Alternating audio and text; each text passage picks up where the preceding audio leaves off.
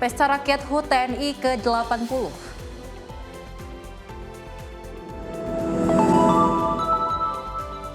Periksa pasukan, Prabowo ungkap bangga dengan prajurit.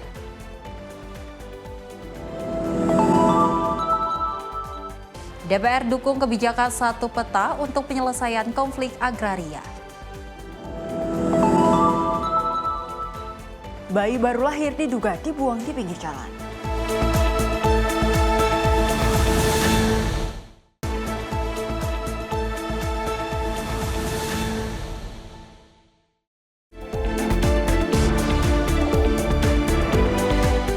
Halo, selamat pagi pemirsa Simpo TV.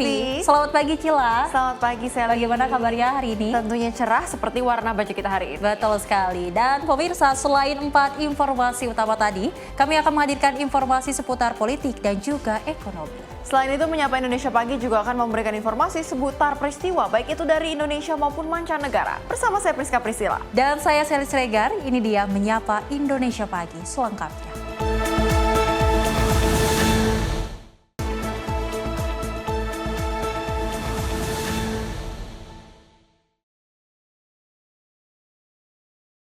Dan pemirsa, kita awali informasinya di mana Presiden Republik Indonesia Prabowo Subianto melakukan pemeriksaan pasukan menggunakan kendaraan taktis Maung dalam upacara puncak HUT ke-80 TNI di Monas, Jakarta. Dalam kesempatan tersebut, Presiden didampingi Menteri Pertahanan, Panglima TNI, Wakil Panglima TNI, serta para staf angkatan untuk menyapa langsung ribuan prajurit yang berdiri dalam formasi upacara.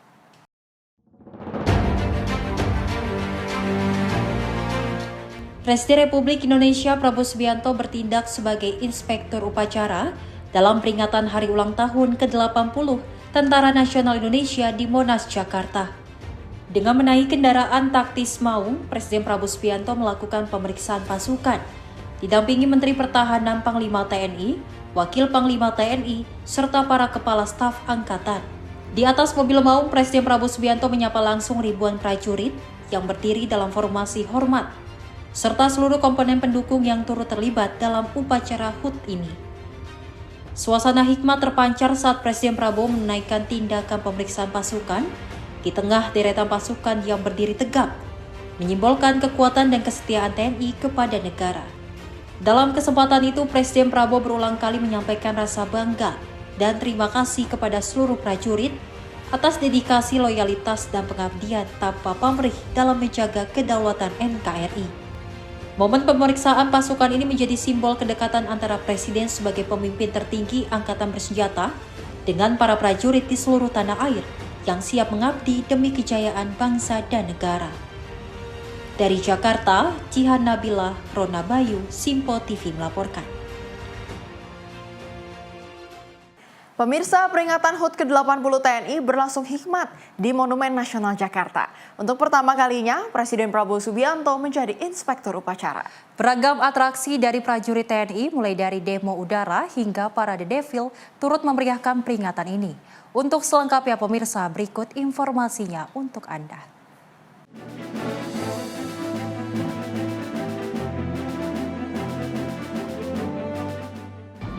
Ya baik pemirsa Simpo TV, baru saja kita menyaksikan secara bersama-sama bagaimana prosesi upacara peringatan HUT TNI yang ke-80 yang tentunya digelar di kawasan Monas di Jakarta, yang dimulai tadi pada pukul 7.30 waktu Indonesia Barat. Ini berjalan secara hikmat, di mana tadi kita ketahui bahwa Presiden Prabowo Subianto ini juga turut hadir langsung menyaksikan upacara tersebut, dan kemudian juga Presiden Prabowo ini juga menjadi inspektur upacara HUT TNI ke-80 yang tentunya ini didampingi oleh Wakil Presiden Gibran Rakabuming Raka, kemudian juga Menteri Pertahanan, kemudian Panglima TNI, Wakil Panglima TNI, dan juga Kepala Staf dari 3 Matra. Kemudian untuk tamu undangan tadi kita bisa lihat secara bersama-sama ini terdapat sejumlah Wakil Presiden yang juga turut hadir. Ini diantaranya ada Jusuf Kalla, kemudian juga ada Wakil Presiden Tri Sutrisno, kemudian juga ada Wakil Presiden Budiono, dan juga tadi tadi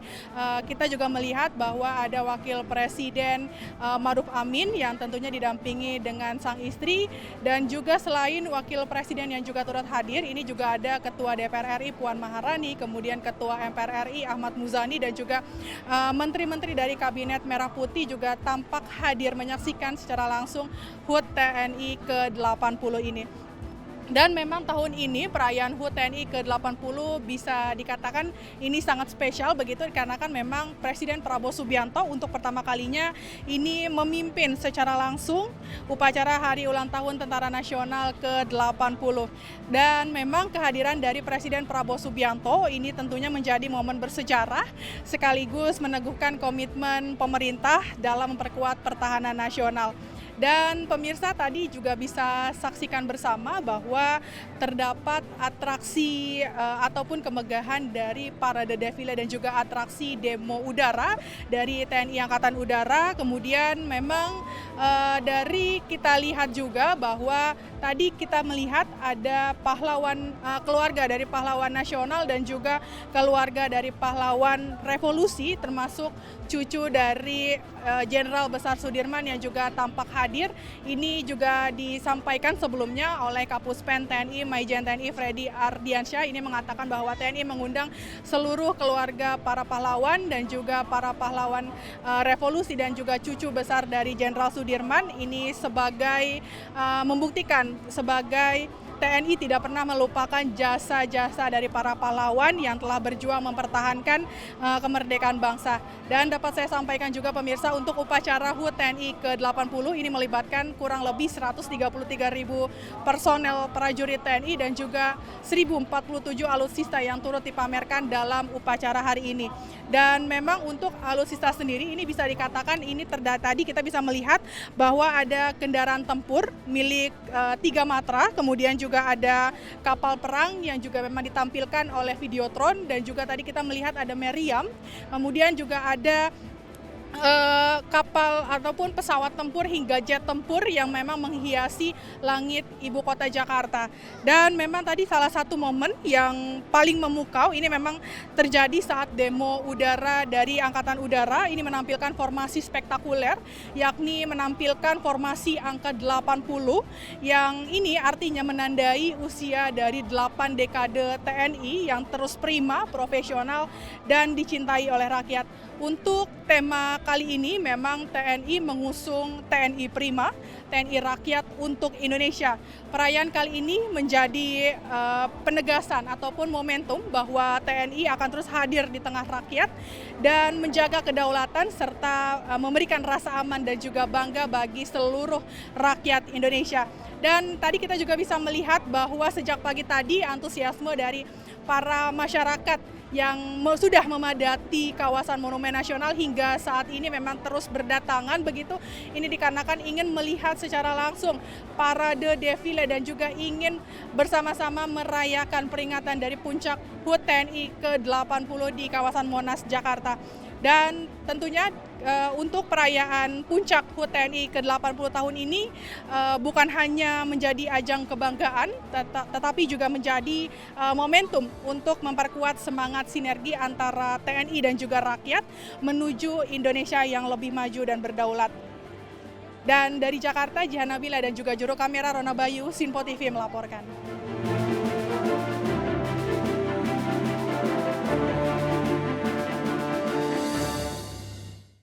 Dalam rangka menyambut HUT ke-80 Tentara Nasional Indonesia atau TNI, Panglima TNI Jenderal Agus Subianto menggelar doa bersama di kawasan Monumen Nasional Jakarta Pusat pada Sabtu sore. Doa bersama dihadiri para prajurit TNI dan berbagai lintas agama.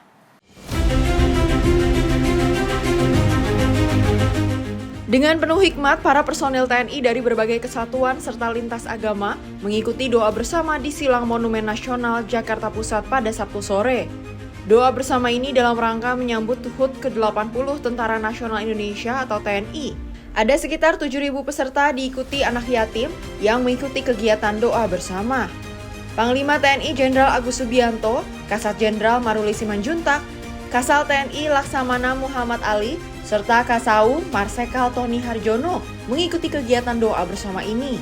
Panglima TNI Jenderal Agus Subianto mengatakan, doa bersama ini dalam rangka menyambut HUT ke-80 Tentara Nasional Indonesia atau TNI. TNI juga membagikan santunan kepada anak yatim. Tadi sudah dilaksanakan doa bersama dalam rangka hari ulang tahun TNI yang ke-80. Doa bersama dilaksanakan oleh tokoh agama dari semua agama hadir tadi, kemudian juga seluruh elemen masyarakat, kemudian juga anak yatim, sekaligus kita memberikan santunan kepada anak yatim. Kemudian setelah kegiatan doa bersama tadi ada kegiatan kirab yang dilaksanakan oleh TNI dan rakyat. HUT TNI ke-80 mengusung tema TNI Prima, TNI Rakyat Indonesia Maju. Dari Jakarta, Dio Malau, Sinpo TV melaporkan. Sementara itu dalam sambutannya, Presiden Prabowo Subianto menyampaikan ucapan selamat ulang tahun ke-80 untuk seluruh prajurit TNI. Presiden Prabowo Subianto juga mengajak seluruh prajurit untuk terus menjaga semangat pengabdian dan juga kesetiaan kepada negara dan rakyat.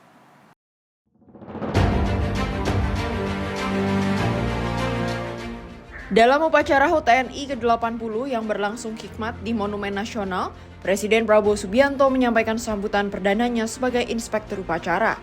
Dalam pidatonya, Presiden Prabowo menegaskan bahwa Tentara Nasional Indonesia adalah anak kandung rakyat yang selalu mengabdi dan berkorban demi keselamatan bangsa. Selain itu, Prabowo menyebut TNI sebagai benteng pertahanan negara dan menjamin kedaulatan Indonesia. Prabowo juga turut mengajak seluruh prajurit untuk terus mempertahankan semangat pengabdian, disiplin, dan kesetiaan kepada rakyat. Nama pemerintah negara bangsa dan rakyat Indonesia dan atas nama pribadi saya menyampaikan ucapan selamat Hari Ulang Tahun ke-80 Tentara Nasional Indonesia. Dirgahayu TNI. Saudara-saudara sekalian, marilah kita sejenak ingat sejarah perjalanan bangsa kita dan sejarah perjalanan TNI. Kita faham dan kita mengerti bahwa Tentara Nasional Indonesia lahir dari rakyat Indonesia. TNI adalah anak kandung rakyat Indonesia. TNI berasal dari rakyat. TNI timbul dan tenggelam bersama rakyat Indonesia. TNI selalu mengabdi kepada bangsa dan rakyat, dan TNI siap mengorbankan jiwa dan raganya untuk bangsa dan rakyat Indonesia. Saudara-saudara sekalian, terutama para prajurit TNI yang saya banggakan, di tengah ketidakpastian lingkungan global saat ini, TNI merupakan benteng NKRI. TNI adalah tulang punggung pertahanan Indonesia yang menjadi penjamin kedaulatan kita. Bahwa TNI harus siap melindungi segenap bangsa Indonesia dan seluruh tumpah darah Indonesia. TNI harus siap mengorbankan segala-galanya untuk keselamatan bangsa dan rakyat Indonesia. Dari Jakarta, Jihan Nabila, Rona Bayu, Sinpo TV melaporkan. Dan pemirsa, ada informasi menarik di mana TNI resmi memperkenalkan seragam loreng baru dengan corak digital bernama Sage Green. Keputusan penggunaan seragam ini sudah ditetapkan oleh Panglima TNI dan mulai dipakai prajurit di berbagai satuan.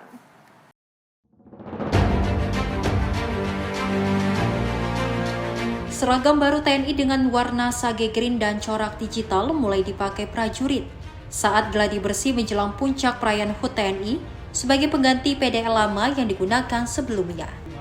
Penggunaan seragam ini sudah mulai diterapkan secara bertahap di berbagai satuan. Kapuspen TNI Majen TNI Freddy Ardiansyah menyebut, seragam baru dipilih setelah melalui pengkajian mendalam, mulai dari fungsi tempur maupun nilai penampilan prajurit. Warna sage green dianggap lebih sesuai dengan vegetasi Indonesia, serta memberikan keunggulan kamuflase di lapangan. Selain itu, corak digital yang lebih kecil dibanding PDL Malvinas dinilai lebih modern, sekaligus mendorong rasa bangga dan militansi prajurit dalam menjalankan tugas.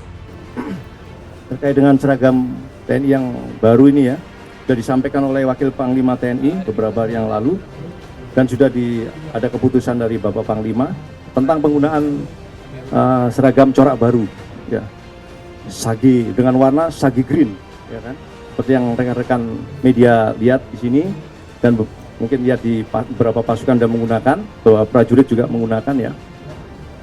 Setelah melalui pengkajian ya terkait dengan secara fungsi maupun secara nilai penampilan ya, performance, secara fungsi ya dari sisi tempur ya kan, bagaimana warna menyesuaikan dengan vegetasi Indonesia ya kan, pewarnaannya, kemudian bagaimana tingkat kenyamanan dalam penggunaan ya, itu maka dipilihlah corak ini ya, corak PDL TNI baru ya, dengan pola digital. Dari Jakarta, Jihan Nabila, Mutia Anggiani, Simpo TV melaporkan. Dalam memperingati HUT TNI ke-80, TNI bersama dengan pemerintah Kota Jakarta Selatan menggelar pesta rakyat di Taman Kawasan Kebayoran Baru, Jakarta Selatan. Pesta rakyat ini dipilih sebagai bentuk kedekatan TNI dengan masyarakat.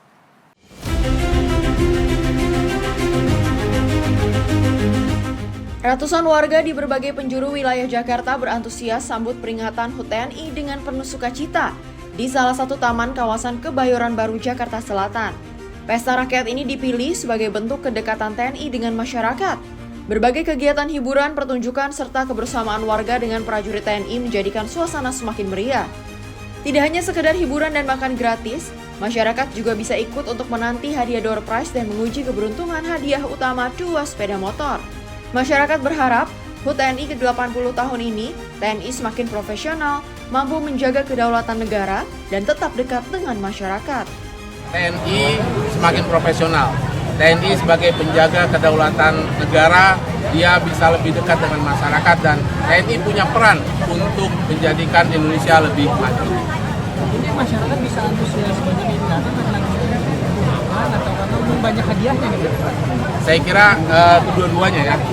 Jadi masyarakat memang tahu malam ini ada syukuran untuk TNI, dan juga ya itu sebagai penarik buat mereka agar tetap bergembira, mereka bisa ikut adanya door prize. Ini pesta rakyat diselenggarakan dalam rangka hari ulang tahun TNI yang ke-80. Kita berkolaborasi dengan TNI, dengan Polri, dengan pemerintah kota, itu diselenggarakan untuk mengarahkan masyarakat pada datang ke sini untuk menyaksikan acara syukuran ini. Berapa banyak sih kira-kira kalau kira-kira? Untuk door prize-nya itu sesuai dengan kupon 2.500, tapi kebanyakan banyak yang itu habis kuponnya, jadi 3.000, 4.000 itu capek karena banyak yang nggak kebagian gitu. Pesta rakyat pada HUT TNI kali ini memberikan kesan keberadaan TNI sangat dekat dengan masyarakat dalam melindungi dan memberikan rasa aman serta nyaman. Dari Jakarta, kontributor Simpo TV melaporkan. Ya, Sally dan juga pemirsa, senang sekali rasanya kita melihat betapa meriahnya rangkaian acara dari ulang tahun HUT TNI yang ke-80 ini. Betul. Kita ketahui bersama bahwa dengan tema TNI Prima, TNI Rakyat, Indonesia Maju, itu sangat melambangkan, dari setiap kata-katanya itu melambangkan sekali bahwa TNI menginginkan adanya perpaduan yang dimana TNI berasal dari rakyat, sehingga segala sesuatunya dilakukan juga untuk rakyat. Betul melekat sekali. kepada rakyat, dan itu kita bisa saksikan bersama mulai dari kemarin sebelum di tanggal 5 Oktober itu sudah dilakukan beberapa kegiatan yang juga melekat dengan masyarakat seperti adanya santunan massal, pembersihan saluran air, pembagian sembako dan lain-lainnya. Yang dimana itu berarti menandakan bahwa selebrasi dari 80 tahun TNI ini bukan hanya untuk TNI semata, namun juga untuk merayakan bersama dengan masyarakat. Betul sekali Cila dan pemirsa, di mana memang kalau kita ketahui Presiden Prabowo Subianto juga mengucapkan rasa bangganya terhadap prajurit TNI Indonesia yang memang sudah berjuang untuk menjaga kedaulatan negara dan juga bangsa dan terutama juga rakyat. Karena memang kalau kita ketahui di tanggal 5 Oktober kemarin di HUT TNI yang ke-80 ini ada 133.000 prajurit yang mengikuti dan memang kalau kita ketahui ada atraksi-atraksi yang dilakukan oleh TNI di mana memang ada demo udara dan juga ada atraksi dari Devil ya.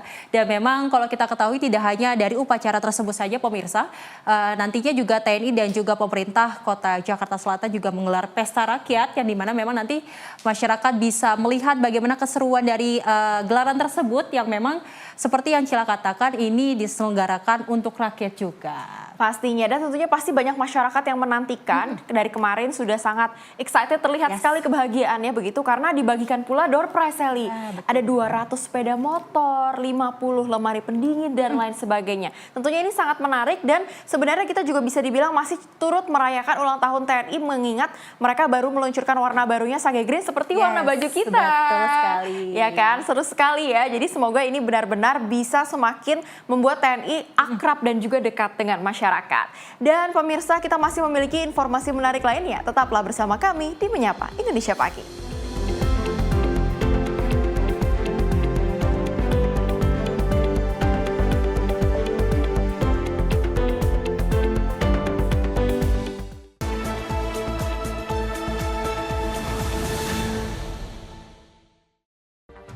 Rangkaian peristiwa penting kami hadirkan untuk menemani sore hari Anda. Regulasi penyiaran yang dinilai peringatan Bastille Day di Play. Pramono menegaskan Pemprov DKI dalam keadaan selamat di atas. Mengabarkan berita yang relevan dengan kondisi hari ini sebagai rujukan informasi menjelang malam tiba. Yang menyelundupkan kokain yang Menteri Pertanian menyampaikan tindak pidana perampokan dan pembunuhan. Lakukan langkah pengawasan secara langsung. Jangan lewatkan dalam Menyapa Indonesia Petang Setiap hari hanya di Sinpo TV.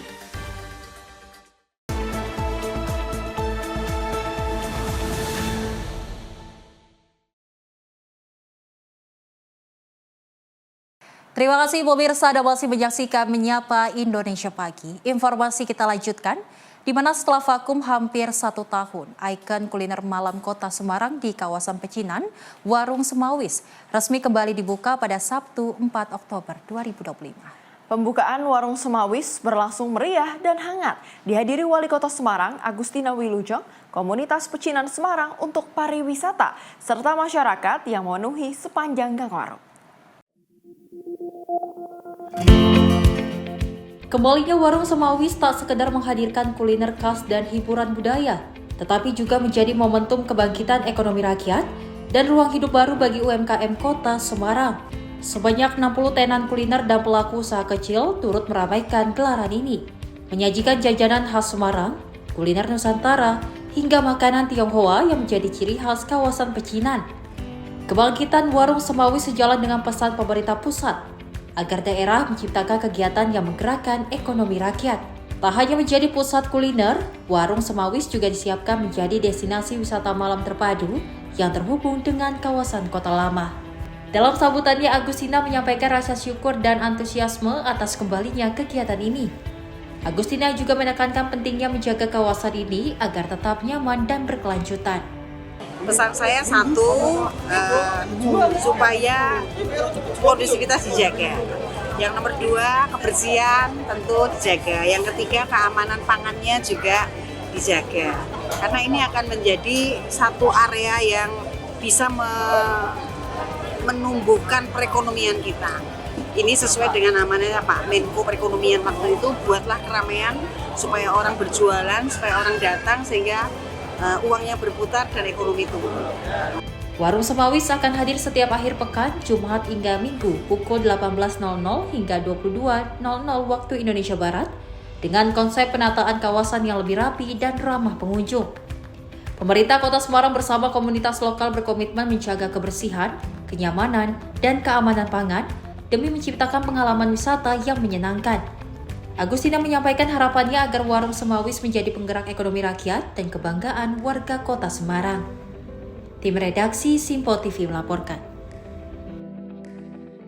Pemirsa, untuk membantu program pemerintah dalam bidang pendidikan, Lembaga Masyarakat Kelurahan Pondokopi bekerja sama dengan Yayasan Nara Kreatif menggelar kegiatan belajar paket ABC secara gratis di halaman RPtra Pesona Pondokopi Durensawit, Jakarta Timur pada Sabtu pagi. Kegiatan belajar paket A, B, dan C ini diikuti puluhan peserta dari usia 17 tahun hingga usia 50 tahun.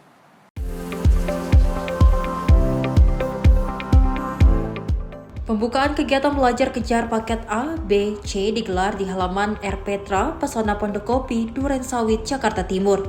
Kegiatan belajar paket A, B, C ini diikuti puluhan peserta dari usia 17 tahun hingga usia 50 tahun dan diberikan secara gratis untuk semua kalangan, mulai dari PPSU, sopir, buruh, hingga rumah tangga. Selain itu, kegiatan ini diadakan untuk membantu program pemerintah di bidang pendidikan dan juga untuk mendorong masyarakat agar bisa meningkatkan taraf hidup melalui pendidikan yang lebih tinggi, guna mendapatkan pekerjaan yang lebih baik. Dan hari ini kegiatan program pendidikan kejar AB dan C yang dilaksanakan oleh pihak Nara Kreatif, tentunya bekerjasama dengan para stakeholder, salah satunya LMK yang menginisiasi, kemudian kelurahan dan juga para ketua RW yang mensupport kegiatan ini. Untuk dukungan sendiri dari Kelurahan Pondokopi untuk kegiatan ini, Pak? Ya, dukungannya tentunya sesuai dengan tugas kami memfasilitasi, mulai koordinasikan kegiatan ini. Karena kami dari banyak kami terkecil di tingkat Republik Jakarta, kami memberikan fasilitas seperti ruang kelas, kemudian juga sarana dan juga prasarana belajar bagi para peserta didik di program paket. Untuk pendeknya ini para peserta tetap bersemangat, ya, selalu hadir dalam kegiatan PKBM, kegiatan belajar mengajar yang dilaksanakan ini. Dan jangka panjangnya tentunya setelah kegiatan ini selesai bisa bermanfaat, meningkatkan strata pendidikan, dari strata pendidikan mendapatkan pekerjaan, kemudian mendapatkan penghasilan, ya, dan juga meningkatkan taraf hidup masyarakat.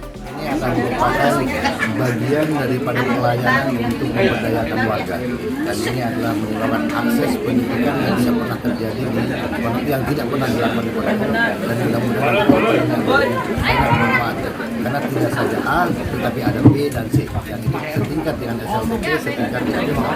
Berapa jumlah pesertanya, Pak? Peserta totalnya saat ini adalah 63, terdiri dari paket A ada 4 orang, paket A itu setingkat SLTP, paket B-nya itu ada 9 atau sampai 11 orang, dan yang paling banyak adalah paket C yang kurang lebih sekitar 48. Berapa lama, Pak, pendidikannya? Nah, pendidikan ini berapa lama? Prinsipnya adalah 3 tahun, bagi dimulai dari kelas 1. Tapi ini 3 tahun.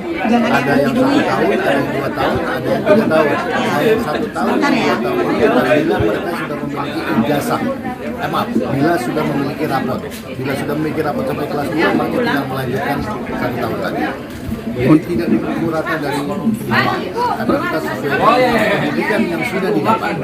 Tidak ada sama sekali. Kita memberikan pelayanan gratis bagi warga yang ingin belajar, bagi warga yang ingin menimba ilmu yang lebih baik. Paket C. Ini gimana, Bu, tanggapannya untuk paket C ini? Pendidik jangan pulang ya, berapa ribu ya. Nanti dibagi kelas. Istirahat dulu aja. Jadi di mana-mana tuh biar kita terus belajar, semangat, mengejar cita-cita apa yang kita harapkan nanti ke depannya. Kalau saya mengejar paket C ini karena penyesalan saya di waktu yang lalu, karena saya tidak menyelesaikan sekolahnya, saya semangat untuk mengikuti paket C ini. Kegiatan ini pun mendapat dukungan dari pemerintah Kota Jakarta Timur dengan disediakannya tempat untuk proses kegiatan belajar dan mengajar. Untuk proses belajar sendiri dibagi menjadi 3 tahap. Paket A untuk sekolah dasar, paket B untuk sekolah menengah pertama, paket C untuk sekolah menengah atas, dan diadakan selama 3 tahun dengan waktu pertemuan 1 minggu sekali setiap hari Sabtu. Dari Jakarta, Joko Puji, kontributor Simpo TV melaporkan. Sebagai bentuk dukungan terhadap negara Palestina, Universitas Brawijaya mengibarkan bendera Palestina di seluruh penjuru kampus. Selain mengibarkan bendera Palestina, rektor dan seluruh sivitas akademik juga melakukan deklarasi menolak veto Amerika yang tidak mengakui negara Palestina.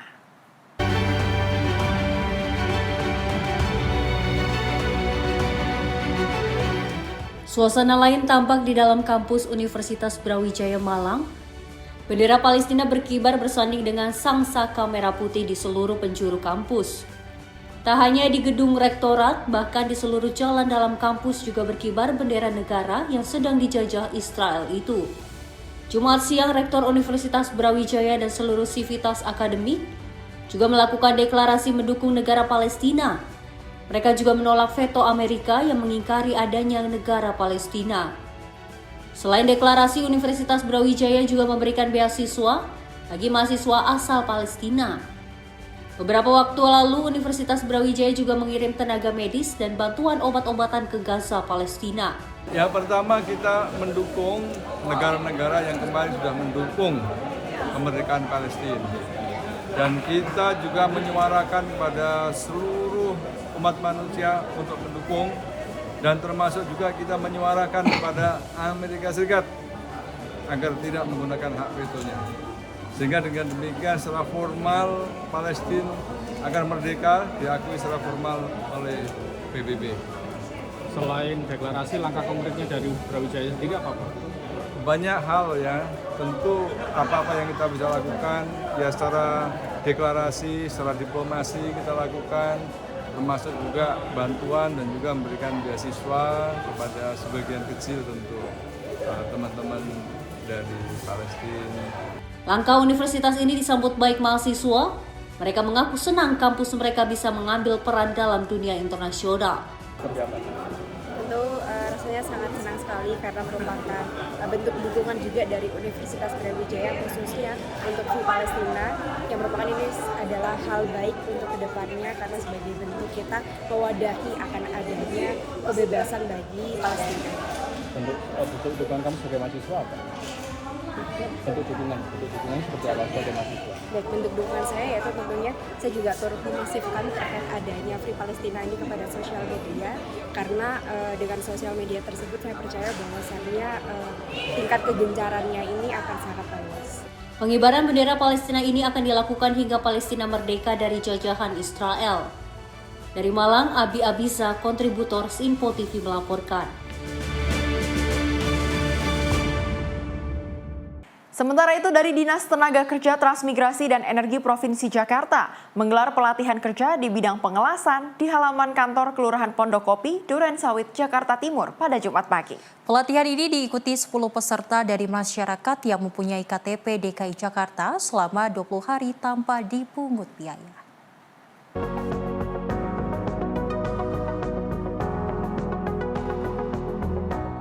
Dinas Tenaga Kerja, Transmigrasi, dan Energi Provinsi DKI Jakarta menggelar pelatihan kerja di bidang pengelasan di halaman kantor Kelurahan Pondokopi, Durensawit, Jakarta Timur. Pelatihan ini diikuti oleh 10 orang peserta dengan syarat mempunyai KTP DKI Jakarta dan diadakan selama 20 hari tanpa dipungut biaya atau gratis. Selama 20 hari peserta akan dilatih dalam bidang las. Pihak kelurahan sendiri mengapresiasi kegiatan ini dan berharap kegiatan seperti ini terus berlanjut dengan berbagai bidang pelatihan.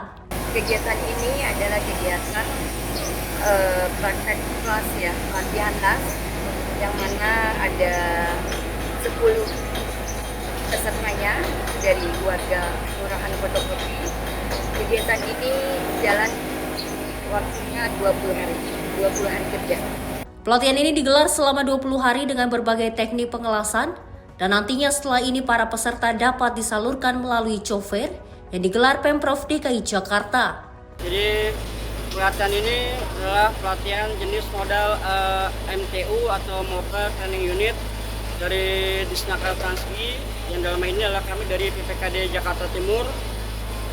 Pelatihan di PPKD ini dengan sistem jemput bola atau kita mendekati ke masyarakat langsung di perkelurahan, di mana pelatihan ini dikhususkan untuk warga di kelurahan sekitar dengan jumlah peserta itu 10 peserta. Di sini kita melatih mereka untuk pengelasan plat tebal dengan grade 1F. Selain itu juga kita memberikan pelatihan berupa pembuatan produk atau pengelasan plat tipis dengan harapan selain mereka dapat bersaing di dunia kerja, mereka juga bisa bersaing dalam industri usaha.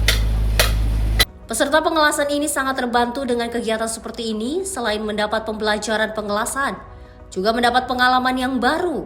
Kelas listrik, ya basic lah, dasar. Sudah berapa lama mengikuti Ini berjalan ke 12 hari. Nah, tujuan untuk mengikuti pelatihan ini apa?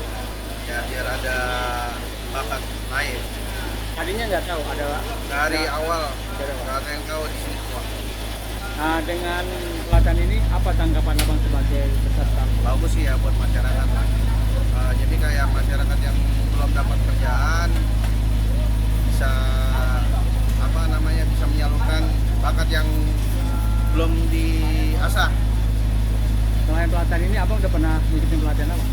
Kalau pelatihan saya hanya pelatihan mengemudi aja. Selama ini ngelas doang? Ya, selama ini ngelas doang. Untuk mendaftarnya ada kesulitan nggak? Untuk apa? Mendaftarnya? Enggak kok. Kena biaya? Ya. Untuk peserta yang sudah selesai mengikuti akan mendapatkan sertifikat kerja yang akan disalurkan oleh Pemprov DKI Jakarta melalui Job Fair.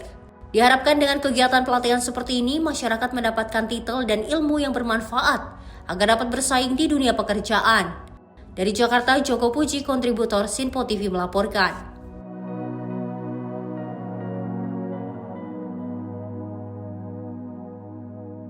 Kita beralih ke informasi lainnya pemirsa, di mana Wakil Ketua DPR Dasko ini mengatakan pihaknya akan mendukung kebijakan satu peta untuk menyelesaikan berbagai persoalan konflik agraria.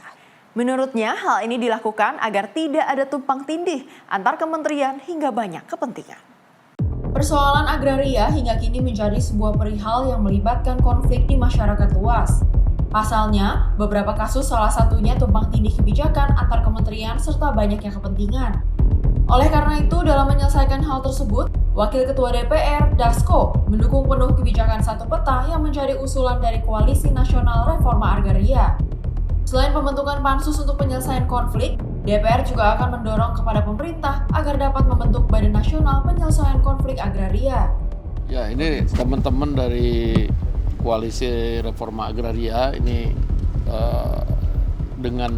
sama dengan beberapa organisasi yang lalu-lalu dalam hal memperjuangkan reforma agraria itu memberikan beberapa aspirasi, terutama kasus-kasus agraria yang sudah lama yang belum terselesaikan.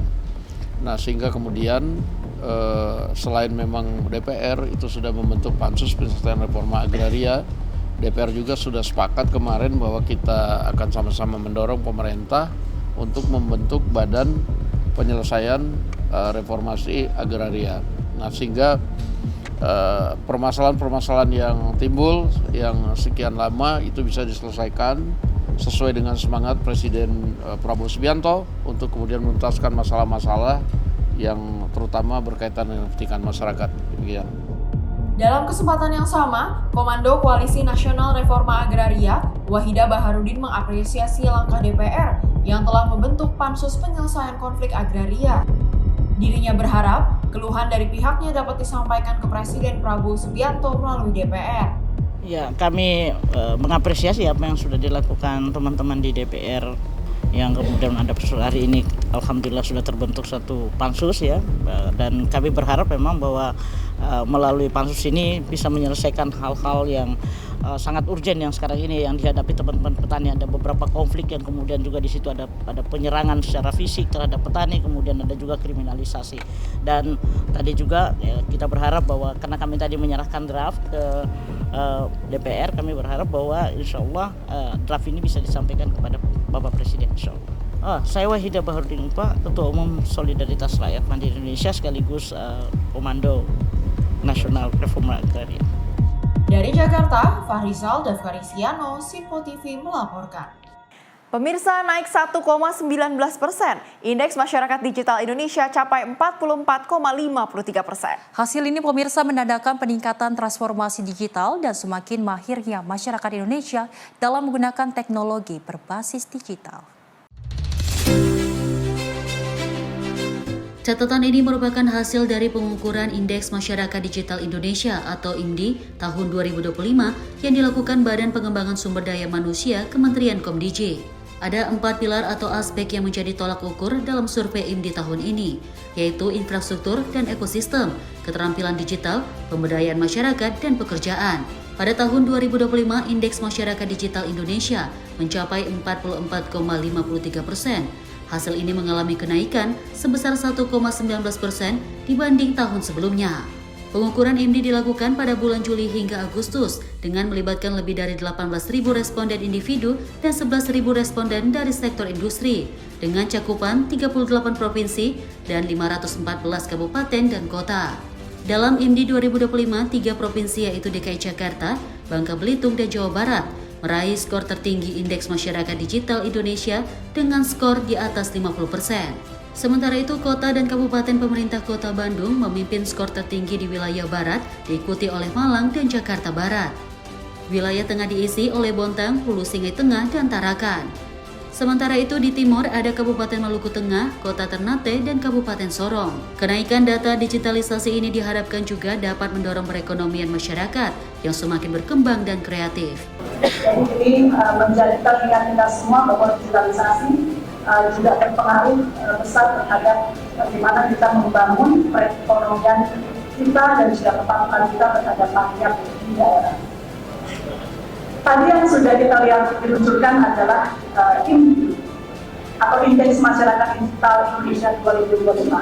Di teman-teman media ada 2 hal ini yang digabungkan dari satu dalam rangka pertama kebersamaan dan yang kedua efisiensi. Jadi ada dua poin pokok. Yang pertama adalah kita meluncurkan Indeks Masyarakat Digital Indonesia 2025 yang melibatkan survei dengan 18.000 responden atau individu dan 11.000 unit usaha, dan hasilnya adalah di tahun 2025 ini kita naik dari 43,34% di 2024 kita naik menjadi 44,53 pada tahun 2025.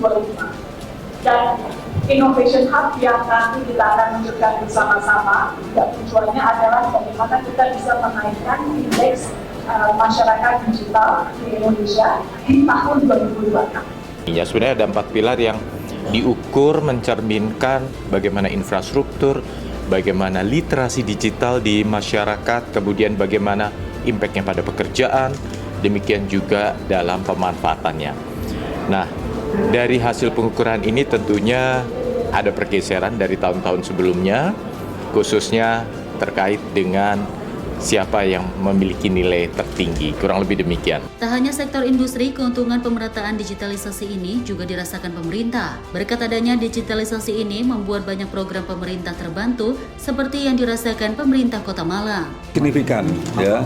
Salah satunya kemarin kami memenangkan award yang terkait dengan PPD, Perencanaan Pembangunan Daerah. Itu yang kami ajukan di tahun 2025 ini adalah berbasis digital, yaitu PDKT SAM. Ini pendekatan dengan sistem IT dan digitalisasi untuk bisa mendeteksi terkait dengan kantong-kantong kemiskinan.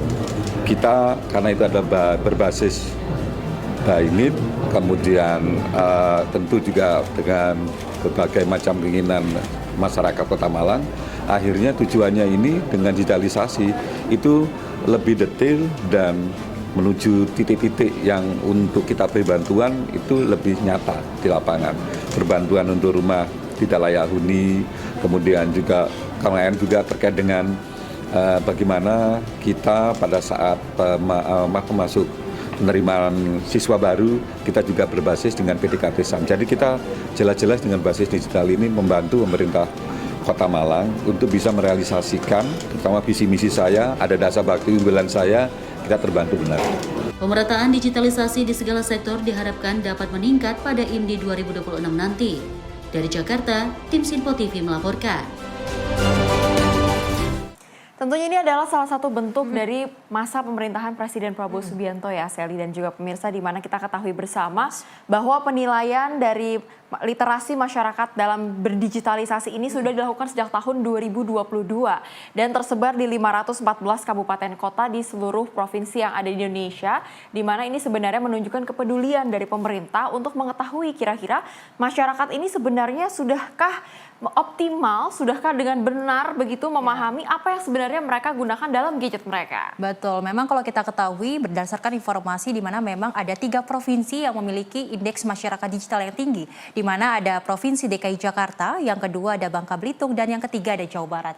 Dan kita berharap mungkin di luar 3 provinsi tersebut, provinsi-provinsi lainnya bisa terus meningkatkan indeks masyarakat digital, karena memang kalau kita ketahui Cila dan pemirsa, di mana memang di era yang semakin modern ini pasti digitalisasi ini terus meningkat, dan pastinya dengan adanya media sosial dan gadget ini pasti masyarakat akan bergantungan dengan hal itu. Jadi kita berharap bahwasanya memang masyarakat terus meningkatkan literasinya, karena memang sekarang banyak sekali hoax-hoax yang menyebar. Ini menjadi poin penting bagi masyarakat Indonesia agar terus berhati-hati memilih-milih mana informasi yang memang harus dicerna dan tidak, ya Cila. Betul sekali, dan tentunya pastinya ini juga menggambarkan kira-kira apakah akses internet dan jaringan itu sudah tersebar secara merata. Betul. Jadi melalui data yang diterima oleh Komdigi ini, mereka juga bisa membantu agar pelosok-pelosok daerah-daerah mana saja nih yang perlu akses lebih jauh. Betul. Dan juga perhatian khusus. Karena memang kalau kita ketahui ada wilayah 3T yang memang menjadi fokus utama dari pemerintahan Prabowo Subianto dan Gibran Rakabuming Raka. Pastinya, dan tentunya pemirsa, kami masih memiliki informasi lainnya mengenai polisi yang tangkap jukir liar aniaya karyawan. Informasi lengkapnya usai jeda, tetaplah bersama kami di Sinpo TV.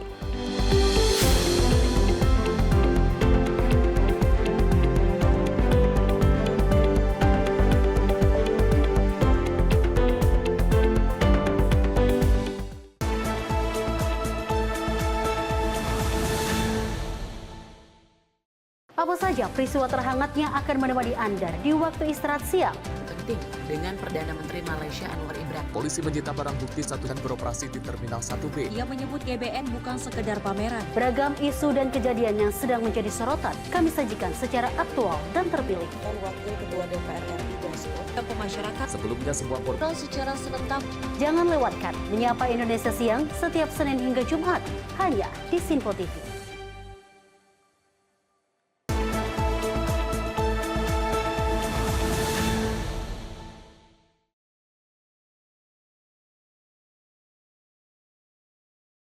Masih bersama kami pemirsa dalam Menyapa Indonesia Pagi, di mana 2 pekan buron seorang juru parkir akhirnya dapat ditangkap oleh kepolisian unit Reskrim Polsek Grogol Petamburan usai melakukan penusukan terhadap karyawan kedai kopi di Jalan Tanjung Duren Raya, Grogol Petamburan, Jakarta Barat. Pelaku ditangkap di persembunyiannya di kawasan Kebonjeruk, Jakarta Barat. Sementara itu, motif aksi penusukan penganiayaan terhadap korban adalah perihal sikap yang tidak menyenangkan.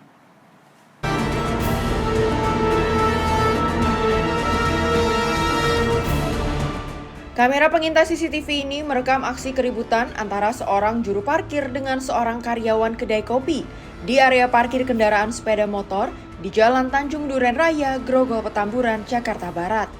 Akibat keributan tersebut, korban Alif Afriansyah harus dilarikan ke rumah sakit usai ditusuk sang juru parkir dengan senjata tajam di bagian tangan kirinya.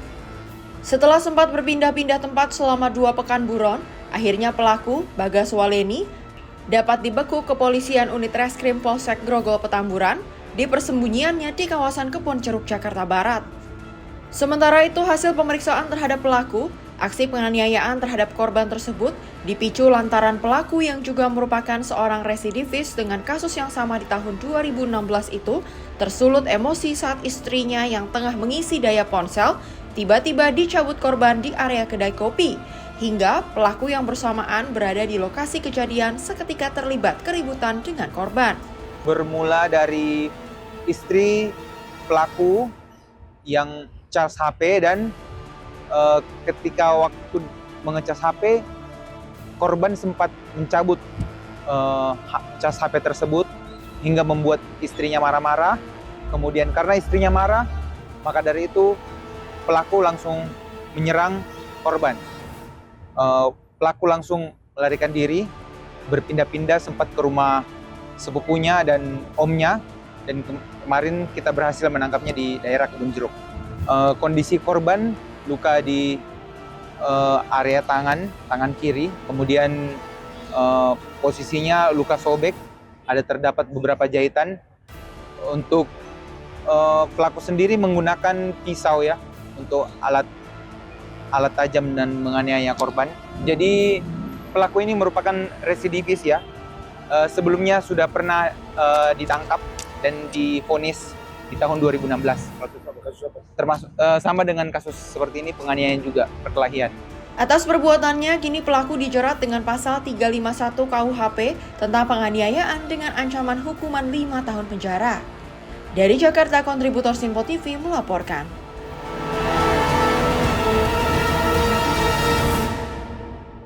Pemirsa, seorang bayi ditemukan warga dalam sebuah tas yang tergeletak di pinggir jalan raya Padukuhan Suruh, Kelurahan Karangwuni, Kapanewon Rongkop, Gunung Kidul pada Sabtu petang. Penemuan ini pemirsa menggemparkan warga karena bayi yang diperkirakan baru berusia 2 hingga 3 hari itu masih terbungkus kain dan lengkap dengan peralatan bayi. Seorang bayi ditemukan warga di pinggir jalan raya Padukuhan Suruh, Kelurahan Karangwuni, Kapanewon Rongkop, Gunung Kidul pada Sabtu petang. Penemuan ini menggemparkan warga setempat karena kejadiannya terjadi di lokasi yang ramai dilalui warga. Kejadian bermula saat seorang warga bernama Suratno sedang dalam perjalanan membeli nasi goreng di wilayah tersebut. Saat melintas di pinggir jalan, dirinya melihat sebuah tas yang diletakkan begitu saja di tepian jalan. Namun saat itu dirinya tidak merasa curiga dan memilih untuk melanjutkan perjalanan membeli nasi goreng. Usai membeli nasi goreng, warga tersebut kembali melintas di lokasi yang sama. Namun tas yang ia lihat tadi masih tergeletak di tempat semula. Merasa ada yang aneh, Suratno kemudian mendekat dan melihat isi tas tersebut. Terlihat ada sebuah bungkusan kain di dalamnya. Karena merasa curiga, Suratno lalu mengajak warga lain untuk memastikan isi tas yang terlihat masih bagus dan terawat. Betapa terkejutnya warga saat tas itu dibuka. Ternyata di dalamnya terdapat seorang bayi yang terbungkus kain lengkap dengan peralatan bayi. Bayi tersebut kemudian segera dilaporkan ke Polsek Rongkop. Tak berselang lama, tugas polisi datang ke lokasi dan membawa bayi tersebut ke puskesmas terdekat untuk diperiksa kondisinya. Dari hasil pemeriksaan dokter, bayi itu diperkirakan berusia 2 hingga 3 hari karena masih terdapat penjepit pada tali pusarnya. Untuk menjamin keselamatan serta proses pendataan, bayi itu kemudian dibawa ke Lembaga Kesejahteraan Sosial PPA Almarina di Padukuhan Serimpi, Kelurahan Kelor, Kapanewon, Karangmojo. Kapolsek Rongkop, AKP Sartono menjelaskan bahwa pihaknya masih menyelidiki kasus ini dan meminta masyarakat yang mengetahui informasi terkait untuk membantu proses penyelidikan. Dari warga sekitar jam 18.15 ada warga di Padukuhan Suruh, Kelurahan Karangwuni, Kapanewon Rongkop telah menemukan tangisan bayi di depan rumah Pak Sarwo. Kemudian menyampaikan ke warga yang lainnya. Terus sekitar jam 18.30 dilaporkan ke Polsek Rongkop. Selanjutnya anggota langsung menuju ke lokasi dan selanjutnya koordinasi dengan pihak dari Dinas Sosial Rongkop dan dibawa ke puskesmas. Selanjutnya dirawat di sana sementara dan sekarang berada di Yayasan Amalia di sini. Kondisi bayi pada saat ditemukan terbungkus di tas warna hitam, masih diikat. Setelah dibuka ternyata bayi masih dalam keadaan menangis dan kondisi masih terasa sehat.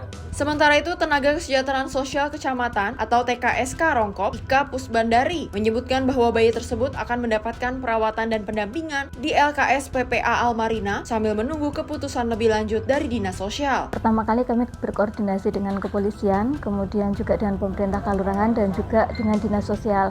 Dari Dinas Sosial kami berkoordinasi dengan LKSA Almarina di sini dan akhirnya diserahkan di LKSA Almarina. Bayinya alhamdulillah keadaan sehat, masih ada pengikat tali pusarnya, kemudian kulitnya bersih, kemerahan, sehat juga, tangisnya juga kencang tadi, jadi tidak perlu memerlukan perawatan lebih lanjut, sehat untuk dirawat di sini. Untuk selanjutnya pengasuhan oleh LKSA Almarina, nanti pemantauan dari Dinas Sosial. Nanti dari Dinas Sosial sendiri akan berkoordinasi langsung dengan LKSA seperti itu. Hingga kini polisi masih berupaya melacak siapa yang telah meninggalkan bayi malang tersebut di pinggir jalan. Kejadian ini menjadi perhatian masyarakat sekaligus mengundang keprihatinan mendalam. Dari Yogyakarta, kontributor Sinpo TV melaporkan. Informasi peristiwa lainnya pemirsa, di mana pihak keluarga melaporkan adanya dugaan tindak pidana kejahatan perlindungan anak dan tindak pidana perdagangan orang di balik kematian perempuan anak di bawah umur yang jasadnya ditemukan di lahan kosong di kawasan Pejaten Barat, Pasar Minggu, Jakarta Selatan. Sebelum ditemukan tewas, korban yang bekerja di sebuah spa kebugaran sempat mengeluhkan adanya tekanan untuk membayar denda sebesar 50 juta rupiah jika ingin berhenti bekerja.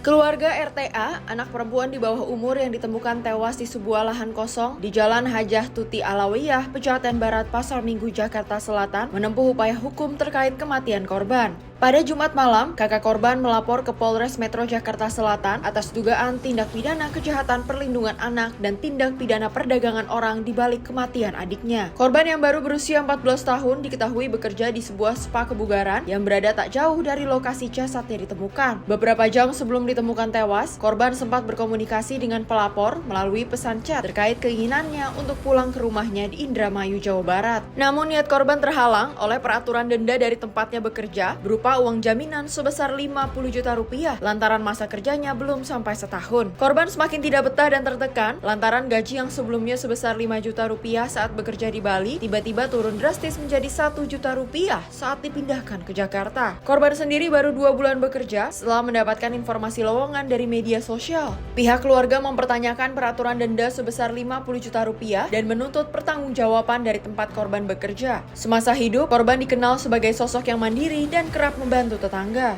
Terus kan adik saya kan istilahnya kan udah nggak betah lah intinya di sini tuh, mau pulang dulu tadinya.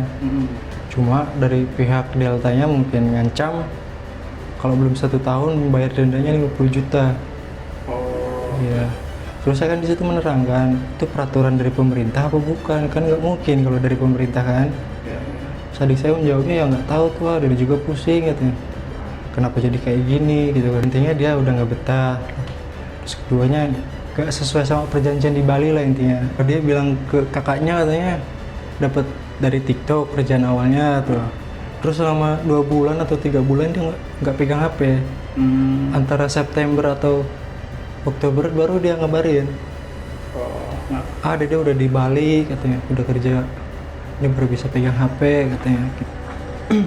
Aku cuma nanya aja emang kerja apa deh katanya. Di spa kok katanya, dijaga di sini mah nggak bakal macem-macem katanya gitu. Sebelumnya, jasad RTA ditemukan oleh warga di sebuah lahan kosong di Jalan Hajah Tuti Alawiyah, Pejaten Barat, Pasar Minggu, Jakarta Selatan pada Kamis pagi kemarin. Sebelum ditemukan tewas, seorang saksi sempat mendengar korban berteriak. Sejauh ini belum diketahui penyebab kematian korban, namun diduga kuat akibat melompat dari lantai 5 sebuah spa tempatnya bekerja. Dari Jakarta, kontributor Sinpo TV melaporkan.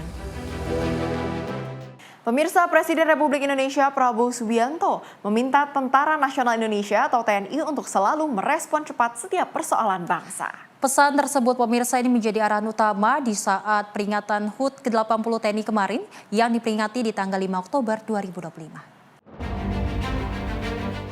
Arahan Presiden Republik Indonesia Prabowo Subianto menjelang peringatan HUT ke-80 TNI menjadi penekanan penting bagi seluruh jajaran TNI. Presiden menyampaikan TNI harus selalu siap merespon cepat setiap persoalan yang timbul, serta mampu beradaptasi dengan perkembangan lingkungan strategis. Kapuspen TNI Maijen TNI Freddy Ardiansyah menegaskan, pesan Presiden itu sekaligus mengingatkan TNI untuk terus memperkuat sinergi dengan seluruh komponen bangsa, termasuk pemerintah, Polri, dan masyarakat. Respon cepat di setiap permasalahan yang ada. Ini saya kira sangat penting ya, karena memang di saat Bapak Presiden Republik Indonesia menginginkan kita respon cepat dan bersinergi dengan seluruh komponen lainnya, kita harus bersiap dengan perintah itu. Saya mewakili Tentara Nasional Indonesia memohon restu kepada seluruh rakyat Indonesia. Semoga TNI ke depan bisa menjalankan tugas yang diamanatkan negara dengan baik dan benar. Dari Jakarta, Jihan Nabila Mutia Anggiani, Sinpo TV melaporkan. Pemirsa, dari Ketua DPR Puan Maharani mendukung Presiden Prabowo Subianto menerbitkan peraturan Presiden tentang tata kelola makan bergizi gratis dalam waktu dekat. Puan berharap seluruh kementerian dan lembaga terkait dapat terlibat setelah diatur dalam Perpres. Presiden Prabowo Subianto berencana akan menaikkan peraturan Presiden mengenai tata kelola pelaksanaan program makan bergizi gratis dalam waktu dekat. Pembuatan aturan soal makan bergizi gratis di tingkat peraturan Presiden ini dilakukan berdasarkan berbagai evaluasi. Menanggal hal itu, Ketua DPR Puan Maharani mendukung penuh langkah Presiden Prabowo yang akan menerbitkan Perpres. Puan mendorong seluruh kementerian dan lembaga terkait dapat terlibat setelah diatur dalam Perpres. Dirinya berharap setelah adanya Perpres, pelaksanaan program makan bergizi gratis tidak terjadi masalah lagi, khususnya di lapangan. Ya, terkait dengan MBG tentu saja karena ini kepentingannya untuk anak-anak generasi penerus bangsa. Bahkan Bapak Presiden pun sudah menyampaikan bahwa ini satu program yang sangat penting bagaimana kemudian meningkatkan gizi seluruh anak Indonesia. Namun tentu saja karena perlu dilakukan evaluasi secara total dan perlu diperbaiki. DPR RI kemarin melalui komisi sudah meminta supaya ada payung hukumnya berupa Perpres dan saya sudah mendapatkan laporannya bahwa akan segera dikeluarkan Perpres terkait payung hukum sehingga bisa melibatkan seluruh kementerian lembaga yang terkait sehingga nantinya bisa ikut membantu dan tentu saja menjaga jangan sampai kemudian proses dari penyediaan program makan bergizi ini mempunyai masalah lagi di lapangan. Jadi hal tersebut tentu saja kita harus sama-sama untuk mendukung bagaimana perbaikan di lapangan ini bisa segera ditindaklanjuti oleh pihak-pihak yang terkait karena memang ini programnya sangat baik untuk anak Indonesia meningkatkan gizi, hanya memang prosesnya dan mekanismenya harus total dievaluasi. Dari Jakarta, Farizal Ahmad Amin, Sinpo TV melaporkan. Sementara itu, Kepala Badan Gizi Nasional, Dadan Hindayana, menegaskan program makan bergizi gratis akan terus dijalankan meski banyak kasus terjadinya keracunan. Hal ini seiring perintah dari Presiden Prabowo Subianto untuk melakukan percepatan dalam program ini. Program makan bergizi gratis akan terus dilanjutkan oleh pemerintah. Kepala Badan Gizi Nasional Dadan Hindayana menegaskan akan terus menjalankan program ini.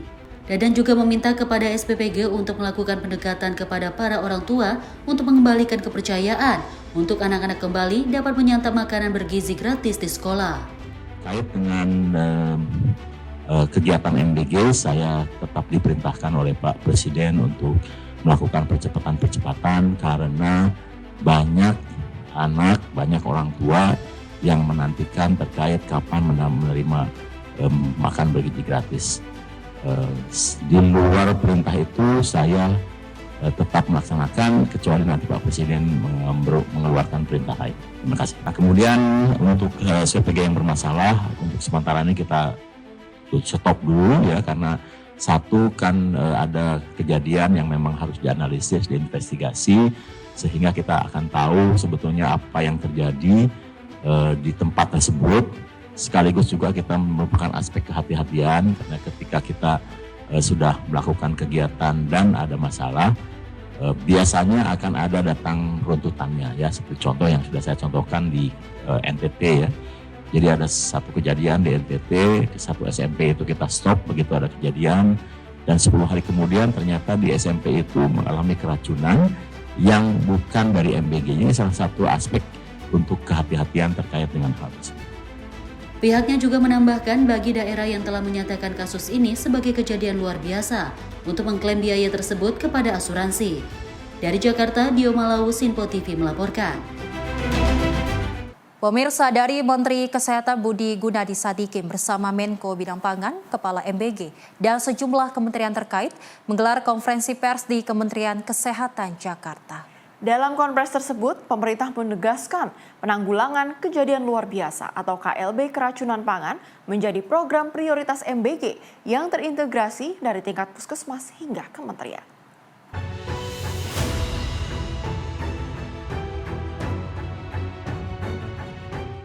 Dalam upaya menanggulangi KLB keracunan pangan makan bergizi gratis, pemerintah melakukan standarisasi laporan dan data kasus. Menteri Kesehatan Budi Gunadi Sadikin menegaskan, penanggulangan KLB keracunan pangan MBG akan menggunakan sistem pelaporan yang sudah terbangun di Puskesmas hingga Kementerian Kesehatan. Budi menyebut setiap data kasus akan dihimpun secara harian dan mingguan dan akan dikonsolidasikan bersama Badan Gizi Nasional dan dikoordinasikan dengan Badan Komunikasi Pemerintah untuk disampaikan kepada publik. Budi menjelaskan mekanisme pelaporan ini dapat disesuaikan harian, mingguan, maupun bulanan dan bisa diumumkan secara terbuka seperti saat penanganan pandemi COVID-19 lalu. Tadi yang kita bicarakan khususnya dari pengawasan adalah kita ingin melakukan standarisasi dari laporan dan angka-angka. Tadi sudah disetujui bahwa kita akan menggunakan angka sistem laporan yang sekarang sudah terjalin untuk keracunan pangan dari Puskesmas, Dinas Kesehatan, dan Kementerian Kesehatan. Angka-angka itu setiap hari ada, setiap minggu ada, dan nanti angkanya akan dikonsolidasikan bersama antara Kemenkes dan BGN. Dan kami harapkan mungkin nanti kita akan berkoordinasi dengan Badan Komunikasi Pemerintah, kalau perlu misalnya ada update harian atau mingguan atau bulanan yang seperti dulu kita lakukan pada saat COVID, itu kita bisa lakukan. Jadi itu yang pertama, bahwa dari sisi angka-angka yang terjadi, keracunan yang terjadi, kita sudah sepakat menggunakan sistem yang ada sekarang yang sudah dibangun pelaporannya dari level Puskesmas ke atas. Dari Jakarta, Jihan Nabila, Rona Bayu, Simpo TV melaporkan.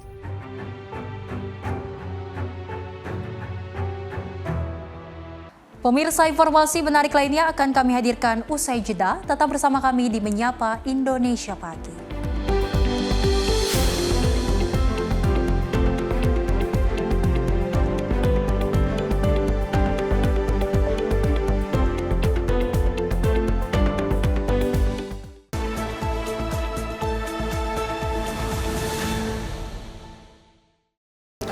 Halo area-area Surabaya. Kini, Sinpo TV hadir di Surabaya melalui channel digital 35 UHF. Jangan lupa untuk scan ulang saluran digital televisi Anda untuk mendapatkan informasi tercepat dan terdepan langsung di layar kaca Anda. Sinpo TV, News, Sport, Entertainment.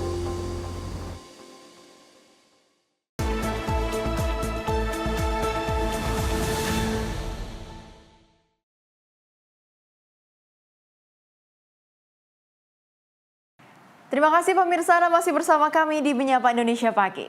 Kita lanjutkan ke informasi berikutnya dari Wakil Ketua DPR, Dasko, mengatakan pihaknya akan mendukung kebijakan satu peta untuk menyelesaikan berbagai persoalan konflik agraria. Menurutnya pemirsa, hal ini dilakukan agar tidak ada tumpang tindih antar kementerian hingga banyak kepentingan. Persoalan agraria hingga kini menjadi sebuah perihal yang melibatkan konflik di masyarakat luas. Pasalnya, beberapa kasus salah satunya tumpang tindih kebijakan antar kementerian serta banyaknya kepentingan.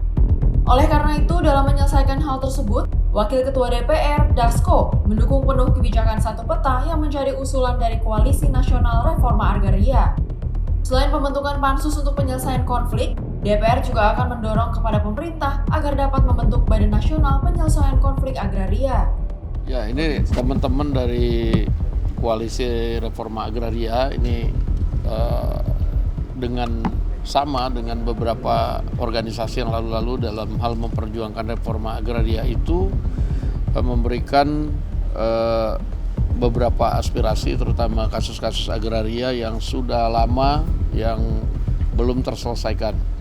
Nah, sehingga kemudian selain memang DPR itu sudah membentuk pansus penyelesaian reforma agraria, DPR juga sudah sepakat kemarin bahwa kita akan sama-sama mendorong pemerintah untuk membentuk Badan Penyelesaian Reformasi Agraria. Nah, sehingga permasalahan-permasalahan yang timbul yang sekian lama itu bisa diselesaikan sesuai dengan semangat Presiden Prabowo Subianto untuk kemudian menuntaskan masalah-masalah yang terutama berkaitan dengan kepentingan masyarakat. Demikian. Dalam kesempatan yang sama, Komando Koalisi Nasional Reforma Agraria, Wahidah Baharudin mengapresiasi langkah DPR yang telah membentuk Pansus Penyelesaian Konflik Agraria. Dirinya berharap keluhan dari pihaknya dapat disampaikan ke Presiden Prabowo Subianto melalui DPR. Ya, kami mengapresiasi apa yang sudah dilakukan teman-teman di DPR yang kemudian ada hari ini alhamdulillah sudah terbentuk satu pansus ya, dan kami berharap memang bahwa melalui pansus ini bisa menyelesaikan hal-hal yang sangat urgen yang sekarang ini yang dihadapi teman-teman petani. Ada beberapa konflik yang kemudian juga di situ ada penyerangan secara fisik terhadap petani, kemudian ada juga kriminalisasi. Dan tadi juga kita berharap bahwa karena kami tadi menyerahkan draft ke DPR, kami berharap bahwa insya Allah draft ini bisa disampaikan kepada Bapak Presiden, insya Allah. Saya Wahidah Bahurdin Upa, Ketua Umum Solidaritas Rakyat Mandiri Indonesia sekaligus Komando Nasional Reforma Agraria. Dari Jakarta, Fahrizal Davkarisiano, Sipo TV melaporkan. Dan pemirsa, naik 1,19% indeks masyarakat digital Indonesia ini mencapai 44,53%. Hasil ini menandakan peningkatan transformasi digital dan semakin mahirnya masyarakat Indonesia dalam menggunakan teknologi berbasis digital.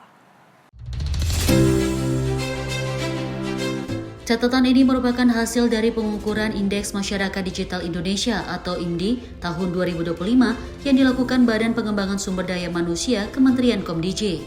Ada 4 pilar atau aspek yang menjadi tolak ukur dalam survei IMDI tahun ini, yaitu infrastruktur dan ekosistem, keterampilan digital, pemberdayaan masyarakat, dan pekerjaan.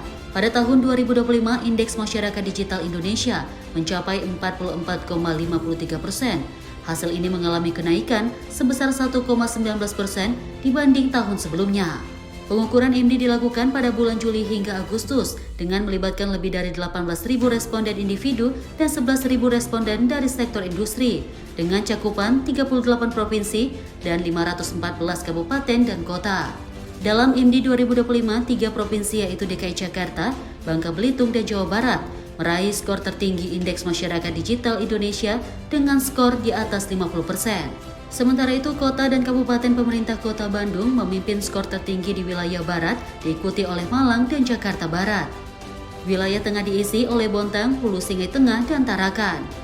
Sementara itu di timur ada Kabupaten Maluku Tengah, Kota Ternate, dan Kabupaten Sorong. Kenaikan data digitalisasi ini diharapkan juga dapat mendorong perekonomian masyarakat yang semakin berkembang dan kreatif. Jadi ini menjadikan kita semua bahwa digitalisasi juga berpengaruh besar terhadap bagaimana kita membangun perekonomian kita dan juga kepatuhan kita terhadap rakyat di daerah.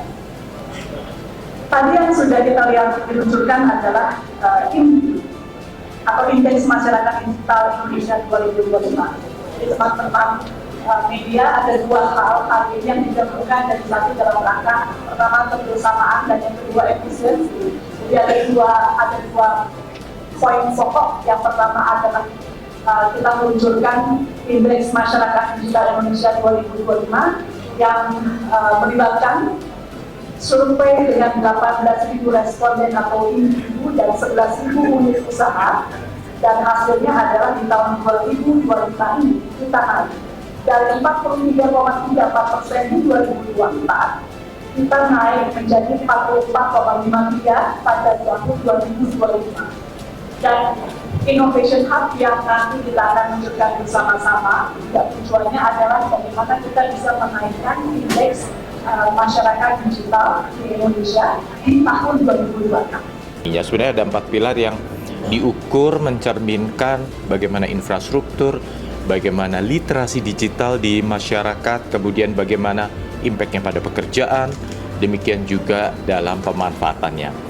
Nah, dari hasil pengukuran ini tentunya ada pergeseran dari tahun-tahun sebelumnya, khususnya terkait dengan siapa yang memiliki nilai tertinggi, kurang lebih demikian. Tak hanya sektor industri, keuntungan pemerataan digitalisasi ini juga dirasakan pemerintah. Berkat adanya digitalisasi ini membuat banyak program pemerintah terbantu, seperti yang dirasakan pemerintah Kota Malang. Signifikan ya, salah satunya kemarin kami memenangkan ya, terkait dengan PPD, Perencanaan Pembangunan Daerah. Itu yang kami ajukan di tahun 2025 ini adalah berbasis digital, yaitu PDKT SAM. Ini pendekatan dengan sistem IT dan digitalisasi untuk bisa mendeteksi terkait dengan kantong-kantong kemiskinan. Kita karena itu adalah berbasis BAINIT, kemudian tentu juga dengan berbagai macam keinginan masyarakat Kota Malang, akhirnya tujuannya ini dengan digitalisasi itu lebih detail dan menuju titik-titik yang untuk kita beri bantuan itu lebih nyata di lapangan. Berbantuan untuk rumah tidak layak huni, kemudian juga kemarin juga terkait dengan bagaimana kita pada saat masuk penerimaan siswa baru, kita juga berbasis dengan PDKT SAM. Jadi kita jelas-jelas dengan basis digital ini membantu pemerintah Kota Malang untuk bisa merealisasikan, terutama visi misi saya, ada dasar bakti unggulan saya, kita terbantu benar. Pemerataan digitalisasi di segala sektor diharapkan dapat meningkat pada IMDI 2026 nanti. Dari Jakarta, tim Sinpo TV melaporkan. Sementara itu dari Presiden Republik Indonesia Prabowo Subianto melakukan pemeriksaan pasukan menggunakan kendaraan taktis Maung dalam upacara puncak HUT ke-80 TNI di Monas. Dalam kesempatan tersebut, Presiden didampingi Menteri Pertahanan, Panglima TNI, Wakil Panglima TNI, serta para Kepala Staf Angkatan untuk menyapa langsung ribuan prajurit yang berdiri dalam formasi upacara.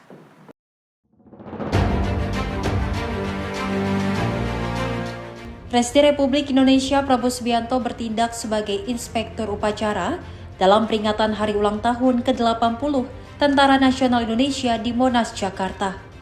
Dengan menaiki kendaraan taktis Maung, Presiden Prabowo Subianto melakukan pemeriksaan pasukan, didampingi Menteri Pertahanan Panglima TNI, Wakil Panglima TNI, serta para Kepala Staf Angkatan. Di atas mobil Maung, Presiden Prabowo Subianto menyapa langsung ribuan prajurit yang berdiri dalam formasi hormat, serta seluruh komponen pendukung yang turut terlibat dalam upacara HUT ini. Suasana hikmat terpancar saat Presiden Prabowo menaikkan tindakan pemeriksaan pasukan di tengah deretan pasukan yang berdiri tegap, menyimbolkan kekuatan dan kesetiaan TNI kepada negara. Dalam kesempatan itu, Presiden Prabowo berulang kali menyampaikan rasa bangga dan terima kasih kepada seluruh prajurit atas dedikasi, loyalitas, dan pengabdian tanpa pamrih dalam menjaga kedaulatan NKRI. Momen pemeriksaan pasukan ini menjadi simbol kedekatan antara Presiden sebagai pemimpin tertinggi Angkatan Bersenjata dengan para prajurit di seluruh tanah air yang siap mengabdi demi kejayaan bangsa dan negara. Dari Jakarta, Jihan Nabila, Rona Bayu, Sinpo TV melaporkan. Pemirsa, peringatan HUT ke-80 TNI berlangsung hikmat di Monumen Nasional Jakarta. Untuk pertama kalinya, Presiden Prabowo Subianto ini menjadi inspektur upacara. Beragam atraksi dari prajurit TNI, mulai dari demo udara hingga parade defil, turut memeriahkan peringatan ini. Untuk selengkapnya, berikut informasinya untuk Anda.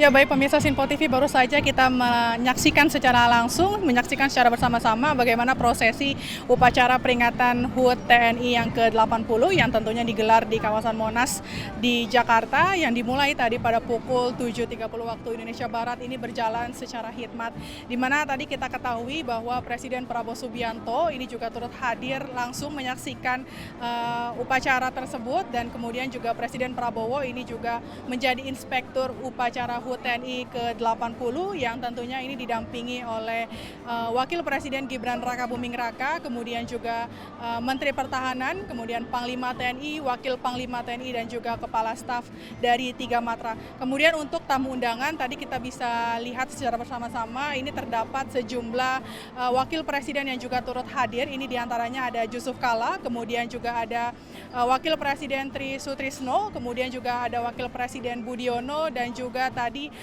kita juga melihat bahwa ada Wakil Presiden Maruf Amin yang tentunya didampingi dengan sang istri, dan juga selain Wakil Presiden yang juga turut hadir, ini juga ada Ketua DPR RI Puan Maharani, kemudian Ketua MPR RI Ahmad Muzani, dan juga menteri-menteri dari Kabinet Merah Putih juga tampak hadir menyaksikan secara langsung HUT TNI ke-80 ini. Dan memang tahun ini perayaan HUT TNI ke-80 bisa dikatakan ini sangat spesial begitu karena kan memang Presiden Prabowo Subianto untuk pertama kalinya ini memimpin secara langsung upacara Hari Ulang Tahun Tentara Nasional ke-80. Dan memang kehadiran dari Presiden Prabowo Subianto ini tentunya menjadi momen bersejarah sekaligus meneguhkan komitmen pemerintah dalam memperkuat pertahanan nasional. Dan pemirsa tadi juga bisa saksikan bersama bahwa terdapat atraksi ataupun kemegahan dari parade defile dan juga atraksi demo udara dari TNI Angkatan Udara. Kemudian memang dari kita lihat juga bahwa tadi kita melihat ada pahlawan keluarga dari pahlawan nasional dan juga keluarga dari pahlawan revolusi termasuk cucu dari Jenderal Besar Sudirman yang juga tampak hadir. Ini juga disampaikan sebelumnya oleh Kapuspen TNI Maijen TNI Freddy Ardiansyah. Ini mengatakan bahwa TNI mengundang seluruh keluarga para pahlawan dan juga para pahlawan revolusi dan juga cucu besar dari Jenderal Sudirman. Ini sebagai membuktikan sebagai TNI tidak pernah melupakan jasa-jasa dari para pahlawan yang telah berjuang mempertahankan kemerdekaan bangsa. Dan dapat saya sampaikan juga pemirsa untuk upacara HUT TNI ke-80 ini melibatkan kurang lebih 133.000 personel prajurit TNI dan juga 1.047 alutsista yang turut dipamerkan dalam upacara hari ini. Dan memang untuk alutsista sendiri ini bisa dikatakan ini tadi kita bisa melihat bahwa ada kendaraan tempur milik 3 Matra, kemudian juga ada kapal perang yang juga memang ditampilkan oleh Videotron dan juga tadi kita melihat ada meriam, kemudian juga ada kapal ataupun pesawat tempur hingga jet tempur yang memang menghiasi langit ibu kota Jakarta. Dan memang tadi salah satu momen yang paling memukau ini memang terjadi saat demo udara dari Angkatan Udara. Ini menampilkan formasi spektakuler, yakni menampilkan formasi angka 80 yang ini artinya menandai usia dari 8 dekade TNI yang terus prima, profesional dan dicintai oleh rakyat. Untuk tema kali ini memang TNI mengusung TNI Prima, TNI Rakyat untuk Indonesia.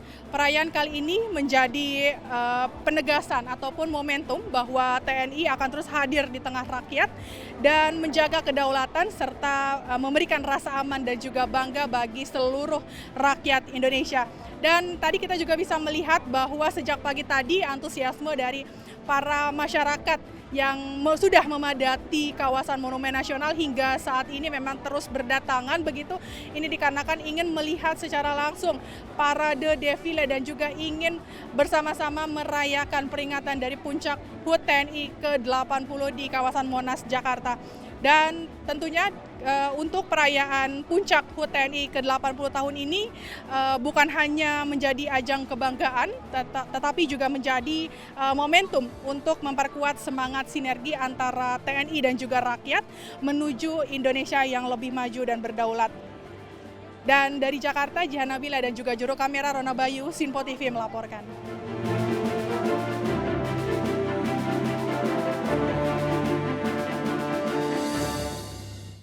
Sementara itu dalam sambutannya, Presiden Prabowo Subianto menyampaikan ucapan selamat ulang tahun ke-80 untuk seluruh prajurit TNI.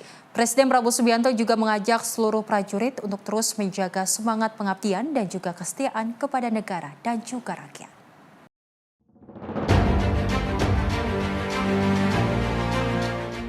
Dalam upacara HUT TNI ke-80 yang berlangsung hikmat di Monumen Nasional, Presiden Prabowo Subianto menyampaikan sambutan perdananya sebagai inspektur upacara. Dalam pidatonya, Presiden Prabowo menegaskan bahwa Tentara Nasional Indonesia adalah anak kandung rakyat yang selalu mengabdi dan berkorban demi keselamatan bangsa. Selain itu, Prabowo menyebut TNI sebagai benteng pertahanan negara dan penjamin kedaulatan Indonesia. Prabowo juga turut mengajak seluruh prajurit untuk terus mempertahankan semangat pengabdian, disiplin, dan kesetiaan kepada rakyat.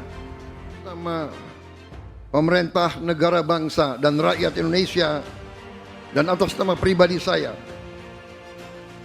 menyampaikan ucapan selamat Hari Ulang Tahun ke-80 Tentara Nasional Indonesia. Dirgahayu TNI. Saudara-saudara sekalian, marilah kita sejenak ingat sejarah perjalanan bangsa kita dan sejarah perjalanan TNI. Kita faham dan kita mengerti bahwa Tentara Nasional Indonesia lahir dari rakyat Indonesia. TNI adalah anak kandung rakyat Indonesia.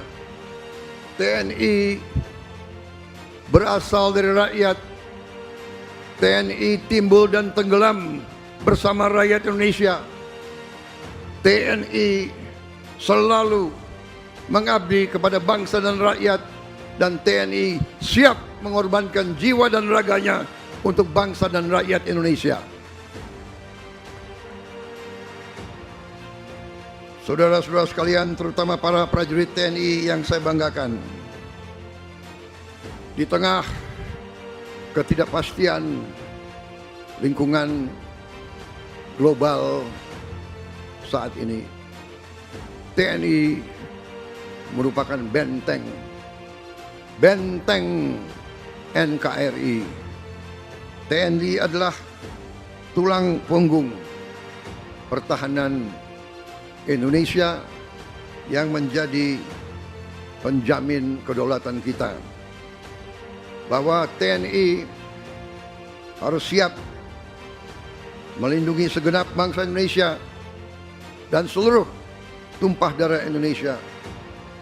TNI harus siap mengorbankan segala-galanya untuk keselamatan bangsa dan rakyat Indonesia. Dari Jakarta, Jihan Nabila, Rona Bayu, Sinpo TV melaporkan. Dan pemirsa, informasi menariknya di mana TNI resmi memperkenalkan seragam loreng baru dengan corak digital bernama Sage Green. Keputusan penggunaan seragam ini sudah ditetapkan oleh Panglima TNI dan mulai dipakai prajurit di berbagai satuan.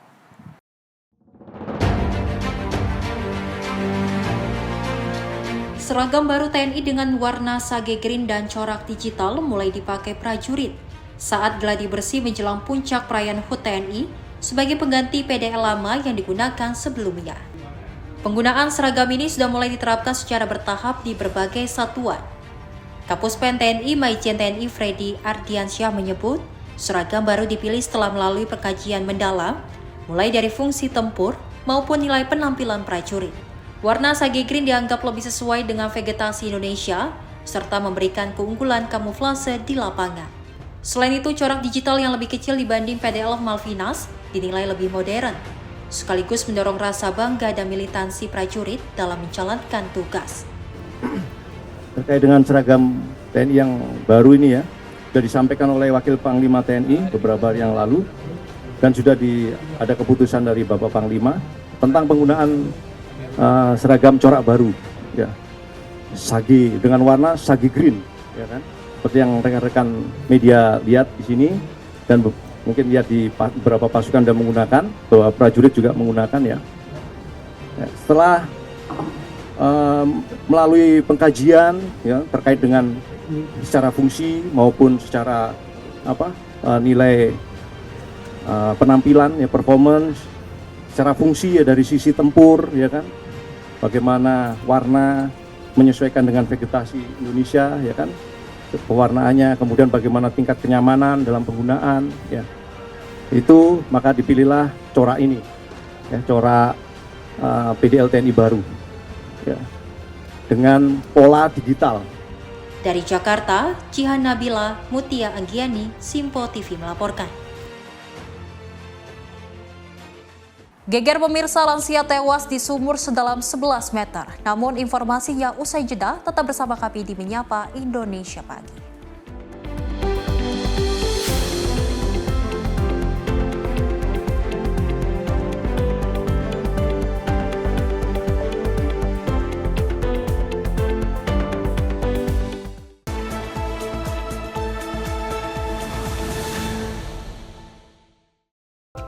Horas Maju Medan. Untuk Anda yang berada di Bandar Baru, Sumatera Utara, kini Simpo TV hadir di channel digital 28 UHF. Jangan lupa terus lakukan scan ulang secara berkala agar Simpo TV hadir sebagai televisi terbaik di layar kaca Anda. Simpo TV, referensi berita politik masa kini.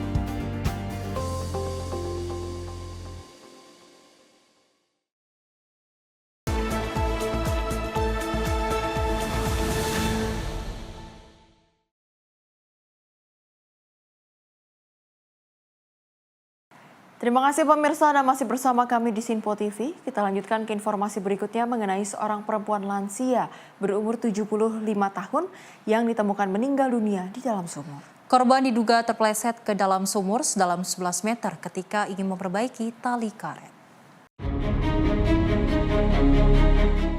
Peristiwa ini terjadi pada Selasa pagi 2 September 2025 di Duku Sentulan, Desa Kaloran, Kecamatan Gemolong, Kabupaten Sragen. Warga digegerkan dengan penemuan seorang lansia bernama Kasni, 75 tahun, yang tewas di dalam sumur. Tak berselang lama setelah mendapatkan informasi, petugas BPBD Kabupaten Sragen dan tim SAR gabungan bergegas menyiapkan untuk evakuasi korban dengan teknik vertical rescue. Salah satu petugas diterjunkan ke dalam sumur dan berhasil mengangkat tubuh korban perempuan lansia bernama Kasni yang berumur 75 tahun itu. Suasana haru dan tangis keluarga setelah korban diangkat dari dalam sumur dan langsung menuju ke rumah korban. Menurut anaknya, sebelum orang tuanya tewas di dalam sumur, setiap pagi korban selalu meminta air minum hangat setelah jalan pagi. Lantaran dicari tidak menemukan hasil, sang anak curiga dan melihat orang tuanya sudah berada di dalam sumur. Diduga korban terpeleset ke dalam sumur sedalam 11 meter itu saat hendak memperbaiki karet kerekan timba yang rusak. Awalnya dari pihak keluarga menemukan adanya sandal di sekitar dari sumur. Kemudian penyampaian dari pihak keluarga bahwa korban ataupun almarhumah Ibu Kasni umur sekitar 75 tahun ini dalam kondisi sudah sepuh atau sudah tua. Nah, ini pihak keluarga juga menemukan tanda itu adanya kain jarik di dalam sumur. Itu. Jadi awal mulanya itu bahwa kok ada sandal, ada jarik di dalam sumur. Keluarga curiga adanya pihak keluarga ataupun korban tadi tercemplung sumur. Setelah dilakukan visum bagian luar oleh Puskesmas Gemolong dan Reskrim Polsek Gemolong, tidak ditemukannya tanda-tanda kekerasan pada korban. Korban selanjutnya diserahkan ke pihak keluarga dan akan dimakamkan di tempat pemakaman umum desa setempat. Dari Sragen, Jawa Tengah, Raditya Hermansyah, kontributor Sinpo TV melaporkan. Pemirsa kesal lantaran tidak diperpanjang kontraknya, seorang mantan security bersama 3 rekannya nekat melakukan perusakan di sebuah pabrik di kawasan industri modern Cikande, Kabupaten Serang, Banten.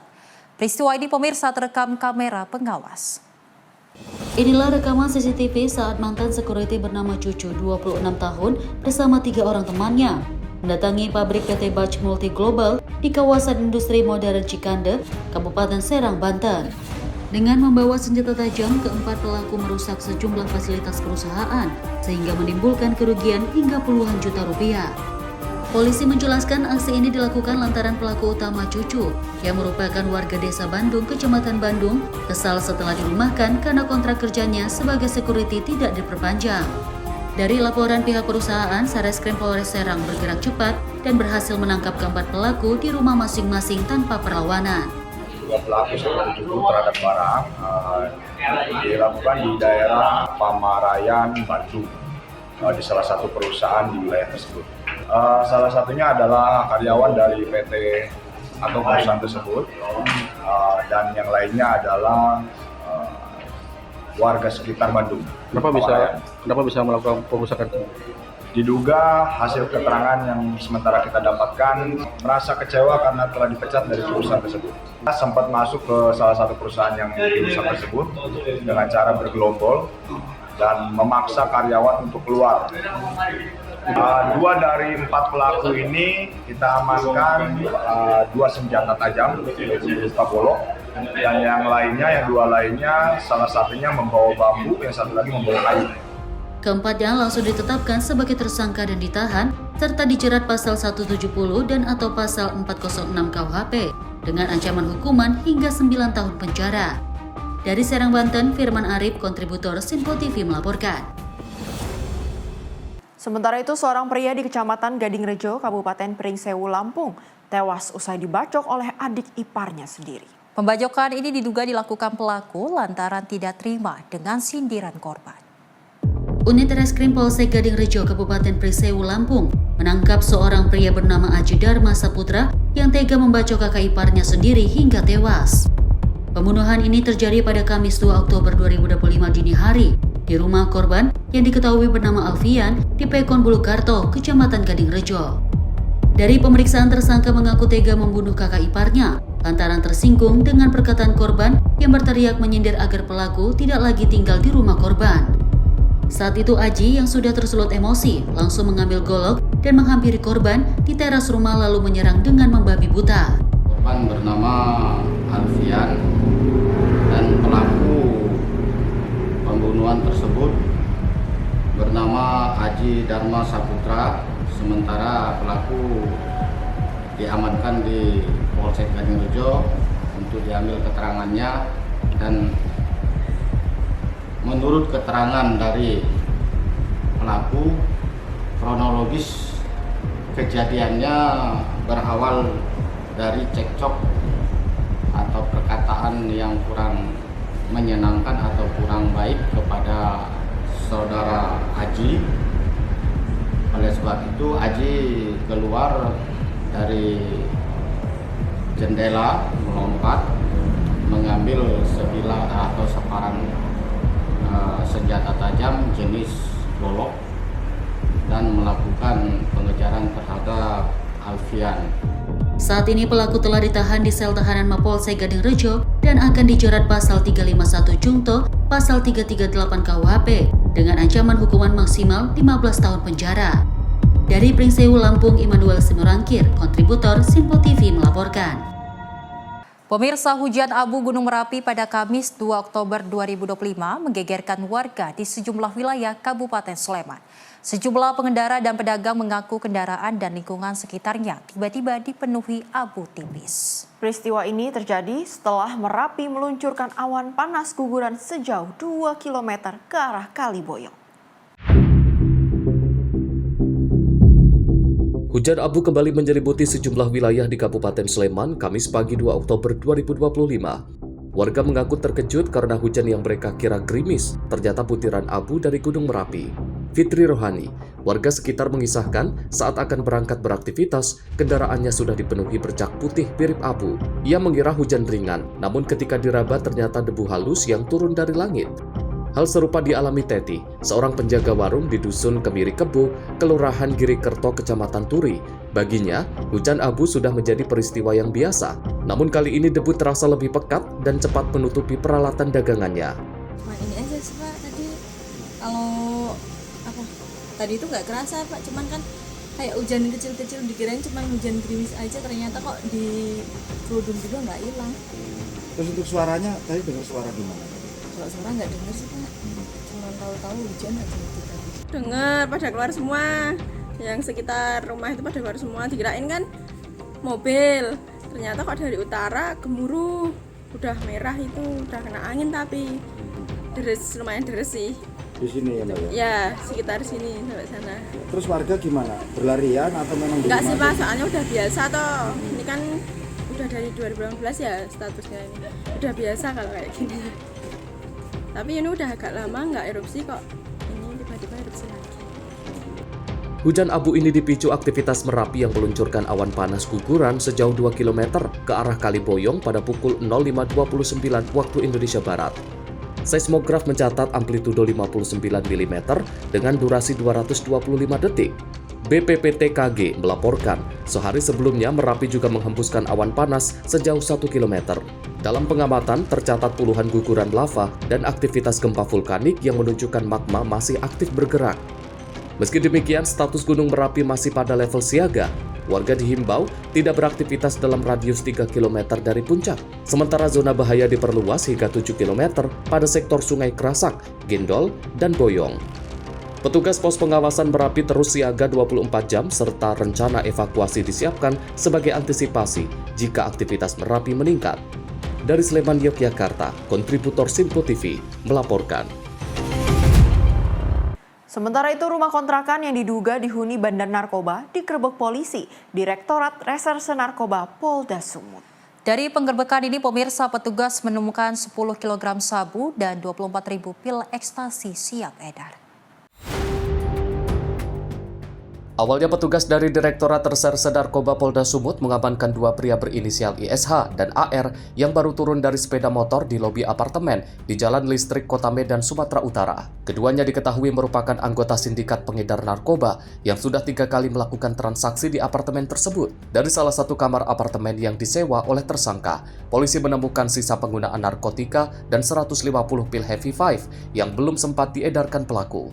Petugas kemudian melakukan pengembangan dan menggeledah rumah kontrakan tersangka di wilayah Kecamatan Pancur Batu, Kecamatan Deli Serdang, Sumatera Utara. Dari dalam rumah tersebut ditemukan 10 kg sabu dan 24.000 pil ekstasi yang disembunyikan tersangka di kolong tempat tidur. Kepada polisi, kedua pelaku mengaku menyewa apartemen karena dianggap aman dari pantauan polisi saat bertransaksi.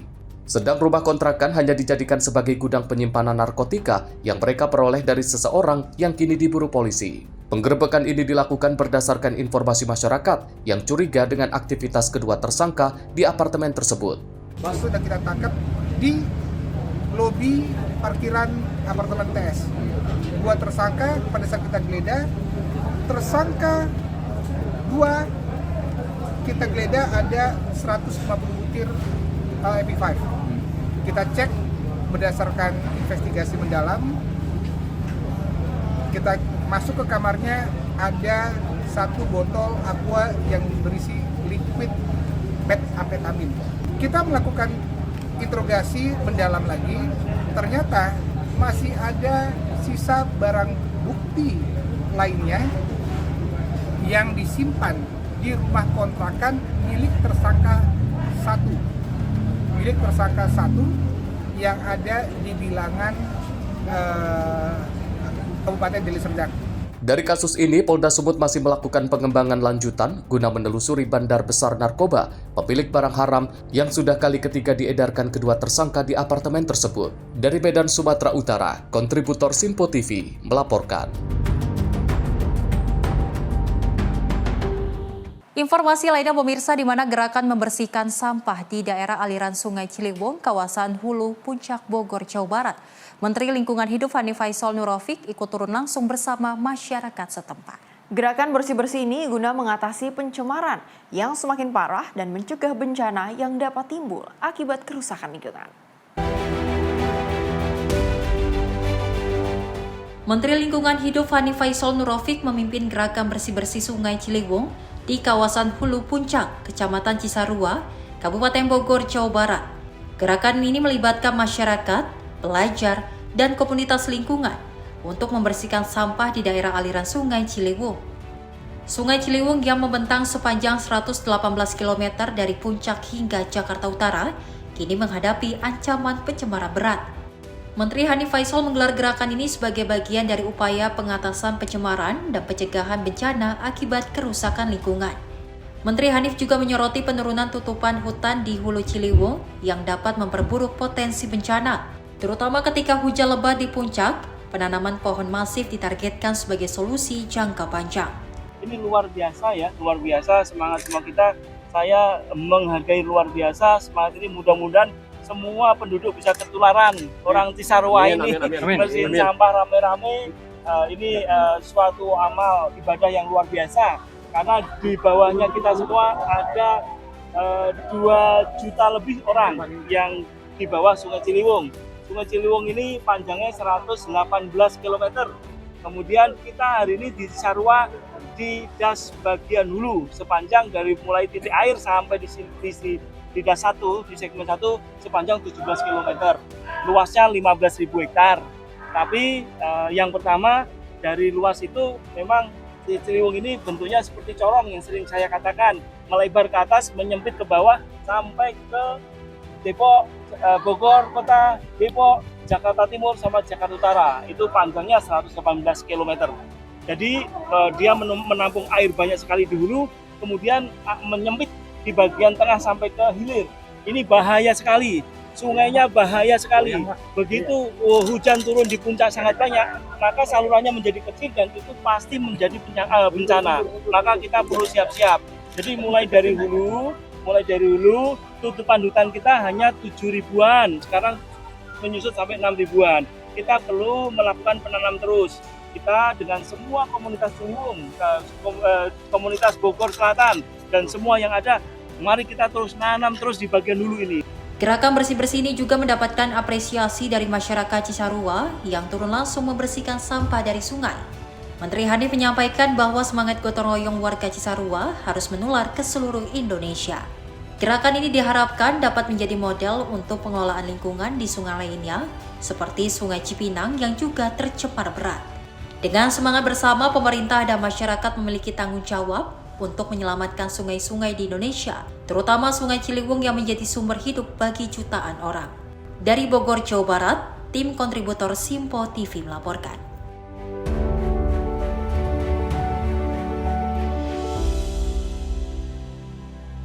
Pemirsa, dari Menteri Kesehatan Budi Gunadi Sadikin bersama Menko Bidang Pangan, Kepala MBG, dan sejumlah kementerian terkait menggelar konferensi pers di Kementerian Kesehatan Jakarta.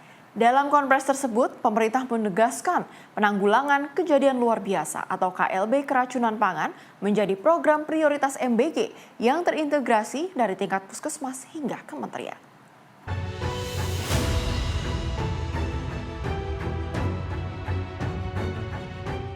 Dalam upaya menanggulangi KLB keracunan pangan makan bergizi gratis, pemerintah melakukan standarisasi laporan dan data kasus. Menteri Kesehatan Budi Gunadi Sadikin menegaskan penanggulangan KLB keracunan pangan MBG akan menggunakan sistem pelaporan yang sudah terbangun di puskesmas hingga Kementerian Kesehatan. Budi menyebut setiap data kasus akan dihimpun secara harian dan mingguan dan akan dikonsolidasikan bersama Badan Gizi Nasional dan dikoordinasikan dengan Badan Komunikasi Pemerintah untuk disampaikan kepada publik. Budi menjelaskan mekanisme pelaporan ini dapat disesuaikan harian, mingguan, maupun bulanan dan bisa diumumkan secara terbuka seperti saat penanganan pandemi COVID-19 lalu. Tadi yang kita bicarakan khususnya dari pengawasan adalah kita ingin melakukan standarisasi dari laporan dan angka-angka. Tadi sudah disetujui bahwa kita akan menggunakan angka sistem laporan yang sekarang sudah terjalin untuk keracunan pangan dari Puskesmas, Dinas Kesehatan, dan Kementerian Kesehatan. Angka-angka itu setiap hari ada, setiap minggu ada, dan nanti angkanya akan dikonsolidasikan bersama antara Kemenkes dan BGN. Dan kami harapkan mungkin nanti kita akan berkoordinasi dengan Badan Komunikasi Pemerintah, kalau perlu misalnya ada update harian atau mingguan atau bulanan yang seperti dulu kita lakukan pada saat COVID, itu kita bisa lakukan. Dari Jakarta, Jihan Nabila, Rona Bayu, Simpo TV melaporkan.